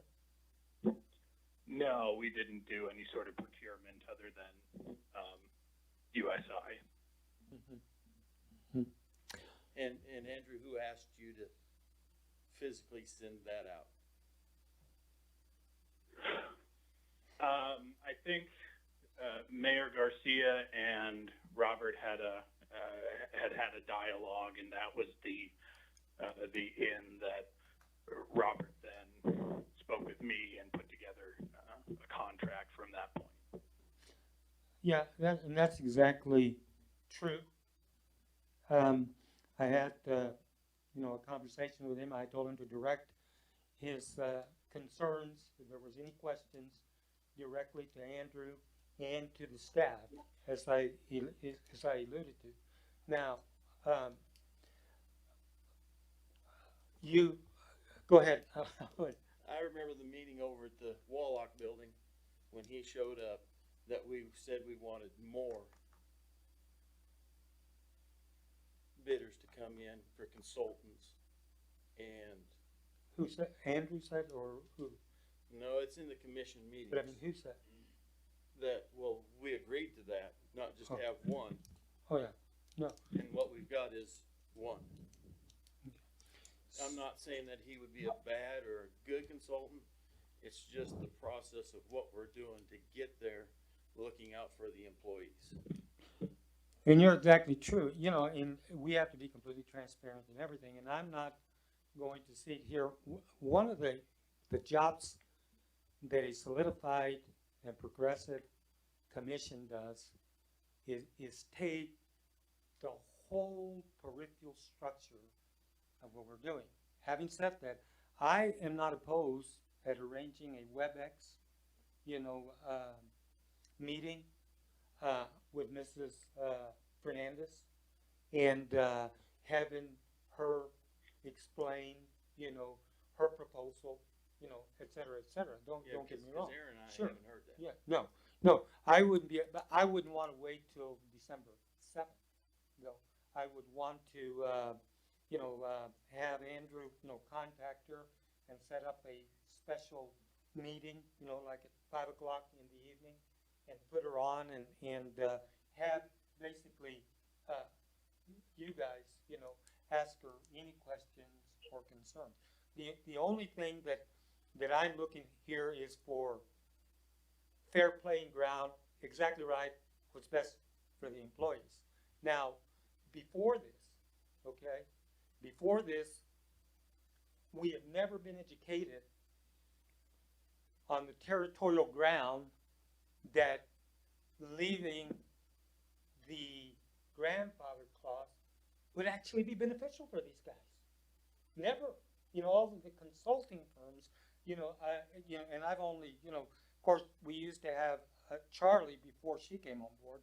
But what I'm saying is, let's do it. Let's get her on a WebEx, and you guys can ask her, whatever you need to ask, and then nobody feels chided, and then whatever way the decision goes, it goes. But I'm only alluding to the fact, clinical trials. What if somebody was dying under that grandfather clause, and they say, hey, I know that if I had a family member, regardless of his age, love doesn't differentiate. As long as the soul breathes, love continues.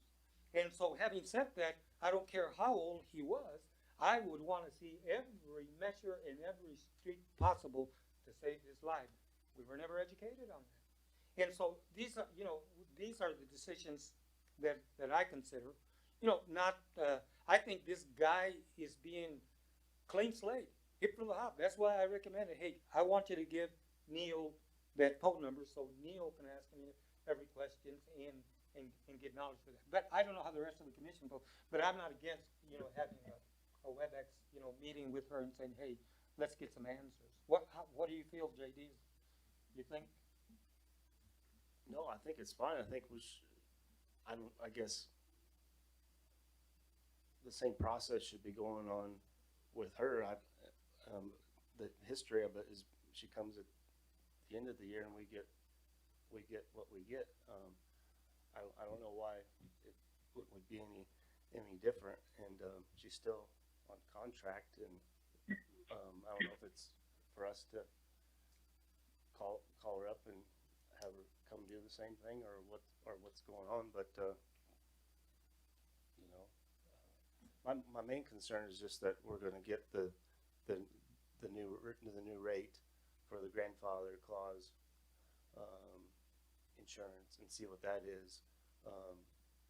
You know, that's the biggest thing that's still on the table, that we can compare it to whatever. But you know, I really like the way things are going with him and the benefit team. They go do their thing, they get together, they come into agreement, and I like the flexibility that he's talking about that we haven't seen before. I just think we're doing a better job with what he's offering, what he's done at other organizations, and it gives me a real assurity with what they've done at the college. So I think we're actually being better stewards over the process, and doing more. And if it ends up being the same, and that's the best, and it's the same, and we go on, if that's what it turns out to be.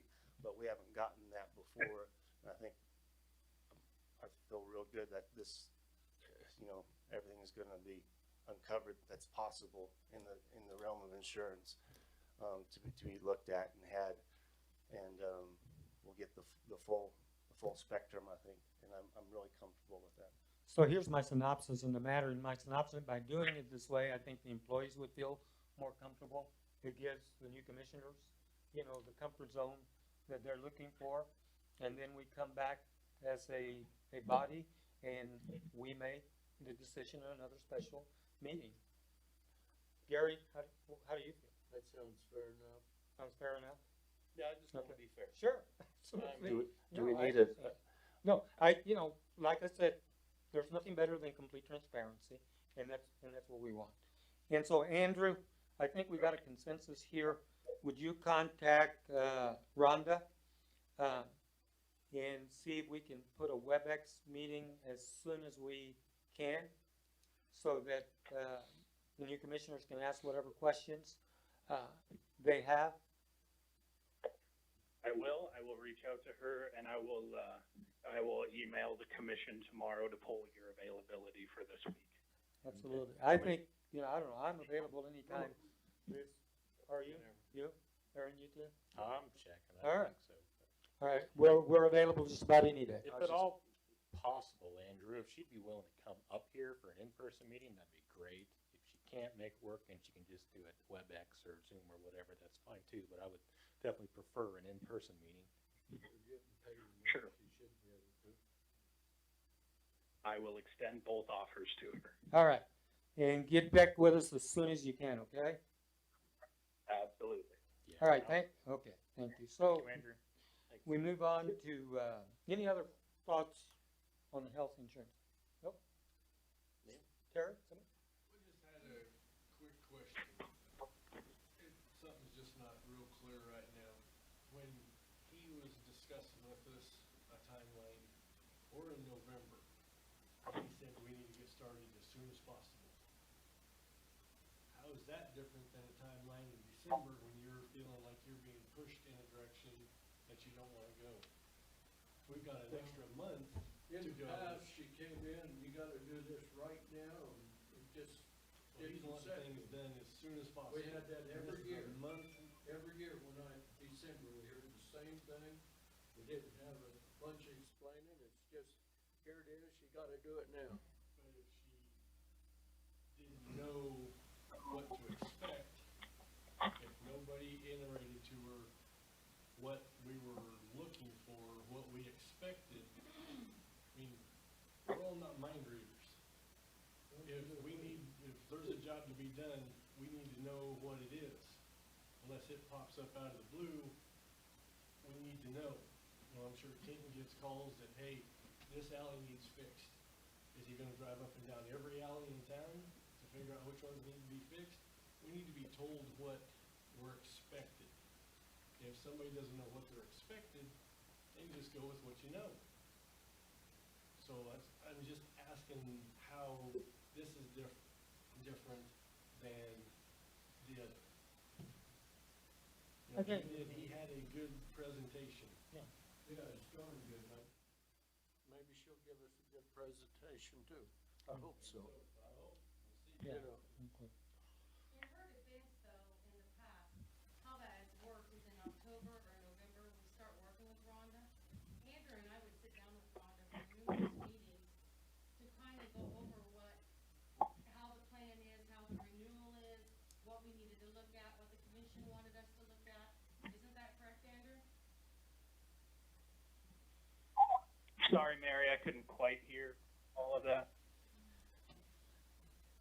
In the past, we've always sat down October or November with Rhonda, kind of like Robert is saying to do here, and gone through what the commission requested, different plans, what our renewal is, to come up to a few plans to present, so you're not presenting 25 plans. Yeah, that's right. We sit down with Rhonda and our current consultant, and on a regular basis, we go over, what is the city commission looking for in a renewal? What is staff looking for in a renewal? We have those meetings every year. Our consultant then goes back and puts together proposals to quote it out and then bring back to city commissioners. So yes, we've gone through that process, which, I know we've had several discussions on this over the past few months, so I'm not going to beat a dead horse here, but we've seen the commissioners in the past have been presented with non-grandfathered plans, HSAs, HRAs, captive pool plans. So plans that have an employee contribution. So yeah, those different varieties have been provided with Rhonda, with our current consultant, and not to beat a dead horse with the timeline, but I do think there's a fairly expedient turnaround with these discussions when it comes to health insurance. And I don't think it's fair to characterize the meetings that we have with health insurance renewals as, here's your plan, stick with it. Commissioners are provided with booklets that show what was quoted, what was prepared, what was sought, why we recommend a particular course of action, and they tend to be fairly lengthy meetings. So it's not like, get this item, vote on it, let's be done with it. I mean, we do have those in-depth discussions, and we do provide a lot of those materials. So I think that process has been consistent in years past. I would say that over the past couple of years, kind of the Overton window, or the window of what commissioners are looking for, has changed. And so, that's part of our discussions, is that we need to change the information that is being presented to you come renewal as well. So I think that this process is not an ideal one, but I think it's kind of not exactly driven by our timelines. It's driven by the timelines of the health insurance companies. And that has made it so burdensome. And that is exactly what the consultant is saying, whether it be Fernandez or it's driven by a timeline, and it's exactly what we're looking at. My only feedback to that is that, in the term that I have been here, never once had the commission been illuminated to all the possibilities that are there. And to me, if we can advance and leave same structure it is, plus put money in the city's coffers then we're being good stewards. And so consequently, I mean, that's my only, I mean, I know, you know, that there's a lot of variables involved, but I think that at the end of the day, the reason I suggest this is because, you know, you guys have the right to listen to her. I know which way, you know, I would go, but still it's a fair, you know, practical process, and then she makes a presentation, and the final ultimatum still comes to this commission, and that's the ones that make the decision. And so, Is there anybody else that, I mean, I think to bring forward other than just the two? I mean, I'm all for whatever, but we've kind of drug our feet. yeah, for a couple yeah, months. we're our timeline, huh? So, I mean, this could have been done, you know, but, I mean, 3-4 months ago. yeah, but, I mean, I just want to make sure there's any others that they're welcome to, so. Okay, well, Andrew, anyway, you will get back with us? I will. Okay, all right. Thank you. Any other? Nothing. All right. Okay. All right, we move on to item 5, city manager's report. Andrew? Thank you, Mayor, Commissioners. We appear to have been awarded a grant through the Kansas Department of Transportation, Aviation Division, their annual airport improvement plan. We received notice earlier last week that we would be awarded for phase 2 of our taxiway B project. If you'll recall, we were awarded for phase 1 last year for $310,000. We were given notice, again unofficially, saying pending a formal press release that will come out later this week. Well, it didn't come out later last week, so we're still waiting on that press release. So can't officially say we've been awarded this grant, but we have been told unofficially that we're being awarded for our phase 2 in the amount of $342,000. So that will be obviously about $650,000 in airport grants that we've received over the last 2 years. Really want to commend the work that Darren and Andrew with EBH did on getting those funds and preparing those applications for the city. We're really starting to get kind of a lot of funding for some of these projects. And again, hopefully we'll have a press release this week that'll solidify this information. But that seems to be good news. The Youth Entrepreneurship Challenge will be November 18th at 9 a.m. That is, the city has always partnered with USD 352 and has put on the Youth Entrepreneurship Challenge, which is an opportunity for high school students to think like an entrepreneur and present business plans, give an elevator pitch, put together a business model, those kinds of things, and then those plans are judged, and you know, winners are given prizes and get to go to state and all of that. So the city and USD 352 have been partnered on that for several years now, and that will be November 18th at 9 in the Woolock building. I encourage commissioners to stop by if you are available. The reminder, Santa Schoolhouse will be November 28th and 29th. That is the Saturday and Sunday following Thanksgiving. We did receive a $3,200 grant from the Sherman County Community Foundation so that we could again bring the live reindeer back to Santa Schoolhouse. So they will be there for both of those days for the schoolhouse. And then on a sour note, the cemetery last Wednesday night was broken into. Someone cut the chains to the gates and then broke into the city's maintenance shop out at the cemetery, which housed Joni, our contractor's equipment, and unfortunately, they did steal what appears to be tens of thousands of dollars worth of equipment out of that shop. So that has been referred to PD.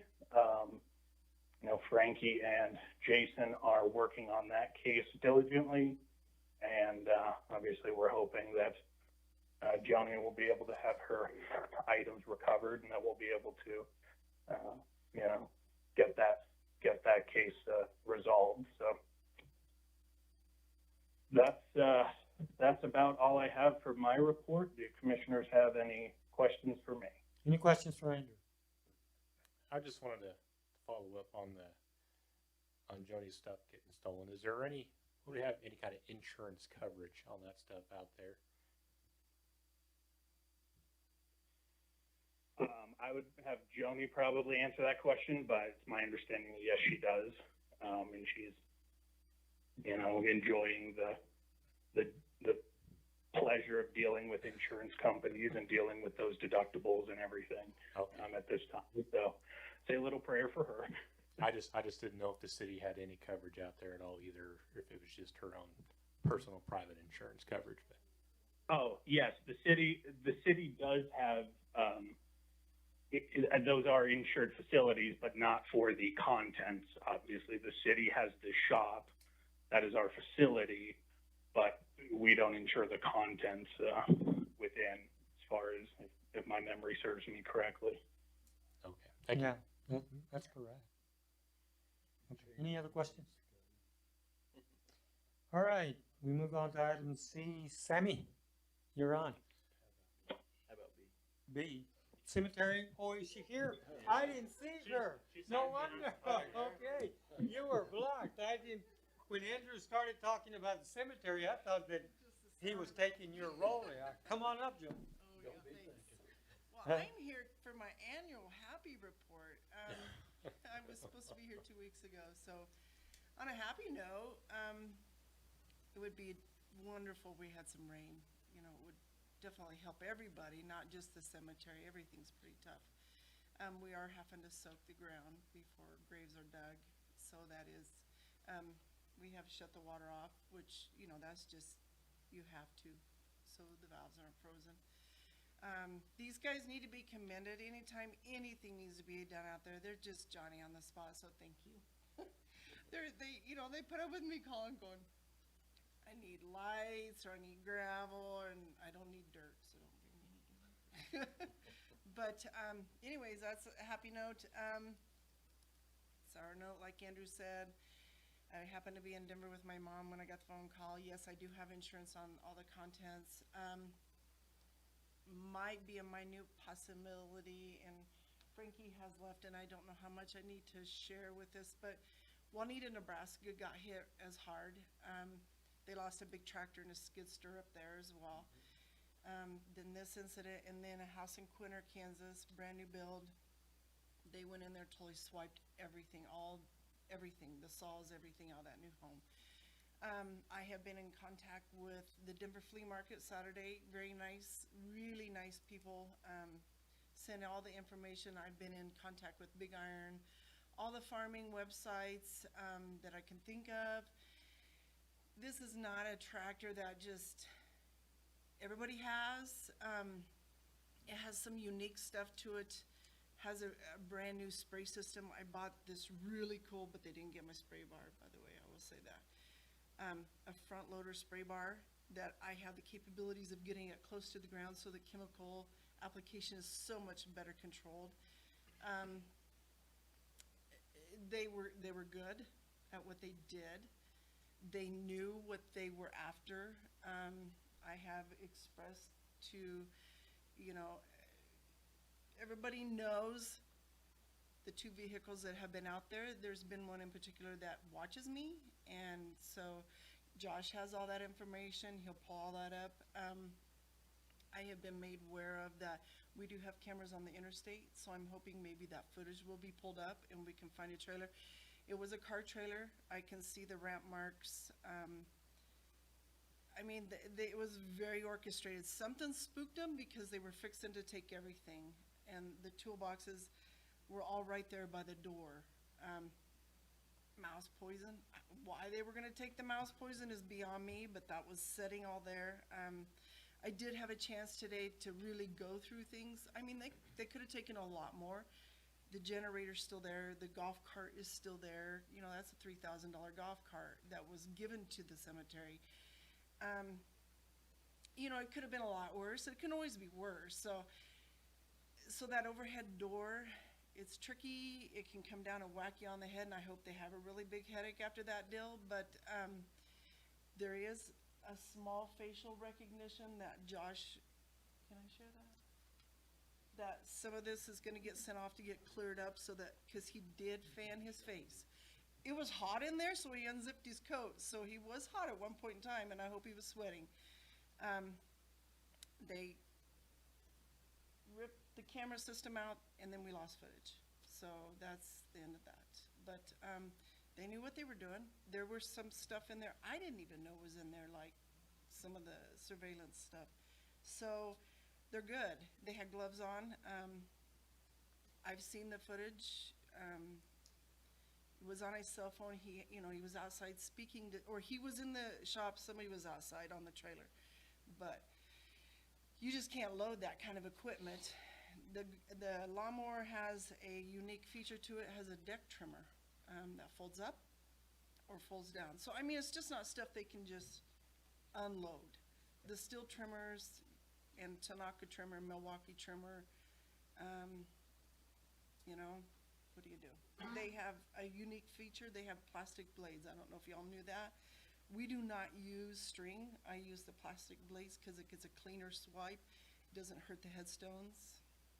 Biodegradable. So, I mean, that's all I know. You know, Timothy, I'm working with Timothy. I haven't seen Timothy because he's on nights, but he's been texting me back there. So my battery's really dead. But he is working with the Juanita, Nebraska Police Department, trying, you know, to see if any of these are in, you know, Are linked yeah, somehow or or another. together. But they were good. They knew what they were doing. So anyways, I need more nylon rope. They tried using that to tie it down, and it broke. So that was for the flagpoles. But some things didn't make sense, but they knew what they were doing. So, and whether they were watching me, I don't know. I don't know. But time will tell. Hopefully, best case scenario, they can get things figured out and get your equipment Yeah. back. I just want my tractor. I said, you can keep the lawnmowers and the trimmers. Just bring me back my tractor. Any questions for Johnny? I guess I was maybe a recommendation going forward as far as change up in the camera placement and maybe where it's not expected and for Got her done. coming up. Yeah, Got her good. done. All right, Did it today. very good. I think he's done. I haven't talked to Josh. There's still more. The problem with the cemetery and cameras is there's not a lot of good places to be able to Yeah. put them, Yeah. and there's a lot of trees in the way of everything, Yeah. which is a good and a bad thing. But no, we've moved some of them. I have more work to do out there. But Very good. I'm only one person. I can only get so much. No, yep, yep.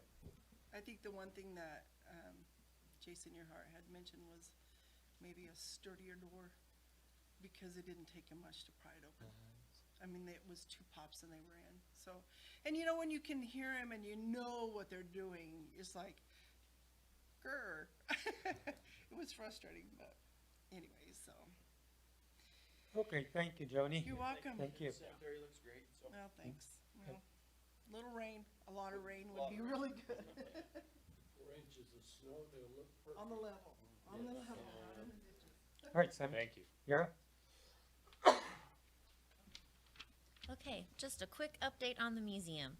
So, this whole year we've only seen 1,500 people. That's obviously down a lot from what we normally see, but that's to be expected. So hopefully next year we'll see a rise. We currently have a hunting exhibit up right now. We've had a couple of local hunters that have really stepped up to the plate and brought a lot of really great stuff in. So that'll be up through February. So if you are a hunting fan, I would welcome you down to the museum. I'm sure if you have driven by the museum, you have seen our remodel progress. Yep. Thank you. It's coming along really good. COVID obviously made some things a little slower than what we had anticipated, but we've got the popcorn ceiling scraped, the new LED lights are in, brand new flooring is in, and we're working on the new wall and double entry doors. After that, it's just putting drywall on the interior tile and getting the wrap up, and then it will be finished. So I think it'll look even better than it does right now. So I don't know an estimated time when we'll be done, but hopefully by the end of the year. And then staff and myself are just researching new exhibits, trying to get our exhibit schedule set for next year. And then we're researching to get out new things in the back to try and keep that always going, and working in the collections. Good. Any questions? I've got one question about the storefront. Okay. The new storefront usually comes with new doors. Why did we use the old single pane glass doors instead of an insulated glass door? That's a good question. I think it was just that because we're doing the double entry doors now, there's a second set inside, or there will be. They just assumed to use the same initial doors to save on cost a little bit. My problem on that, it wasn't put out that way. The bid. Okay. When stuff's bid, it should be bid apples to apples, and I know it wasn't. That's my problem on it. And it's not energy efficient if you don't have energy efficient doors, even the vestibule. If you look at that. That's my only problem in the entryway. Okay. Andrew, do you have any any comments on that? I guess he's saying that. Yeah, he did. Oh, his phone died. Yeah. You know, we might, ask Andrew, see what happened there. We had a general contractor for that who was supposed to take care of all of that. That was his initial job. So I assumed that he was, you know what they say about assuming. I probably should have checked, but I assumed that he was taking care of that. And is there gonna be automatic doors? One of them for handicap? Yes. Both the front door and then the second set will be handicapped accessible. Any other questions? Thank you. Thanks, Sam. For me, thank you. Okay, we move on to, City Commissioners report. JD? I have nothing. Brent? Well, I was just gonna have Andrew draft up the proposed ordinance changes regarding adding the nonprofits to the utility rates for next meeting for discussion, but I guess I'll get in touch with him after the fact. That's it for me. But wouldn't you think that would be better served by whoever we hire to give him I don't think, whoever we hire, depending on when he comes, would have a little bit more latitude to research to kind of, get his feet in the ground. I mean, just a thought, but I think it would be better served by the new incoming, city manager. What I'm proposing is pretty basic. Yeah.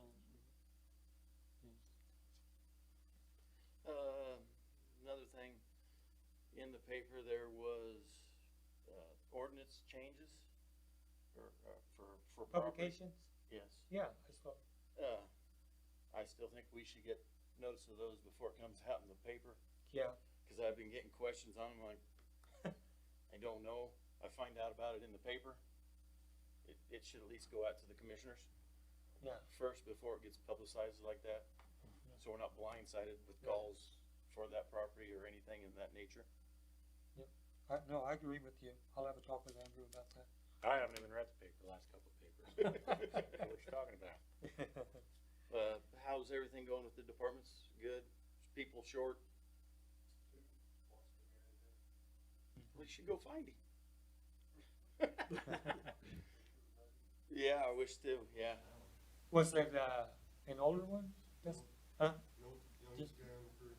Really? The And youngest? you're getting offered, what, $13 an hour more somewhere else. Yeah, well, $13 more, that's quite a difference for sure. So Gary? one with the electrical, two with water, street? I got one with power plant and one with water. Okay, two, okay, and you're good. Danny? You're good? Okay. Yeah. Here, Well, I noticed Christmas lights are going up, looks good. I don't really have anything. well, good. I'd just like to extend the great participation that we had this evening and the candidness. I think it'll be good for all of us. Thanks for all that you guys are doing. We'll keep you posted on any changes that are taking place. I'd like to wish everybody a happy Thanksgiving. We won't see you before then, alongside with your families, and wish you just the best. With that being said, I would like to make a motion to recess into executive session under the authority of KSA 754319B1 for matters relating to non-elected personnel for a period of 30 minutes. I have a motion on the floor. Do I have a second? I'll second. Oh, second. Okay. All those in favor? Aye. Aye.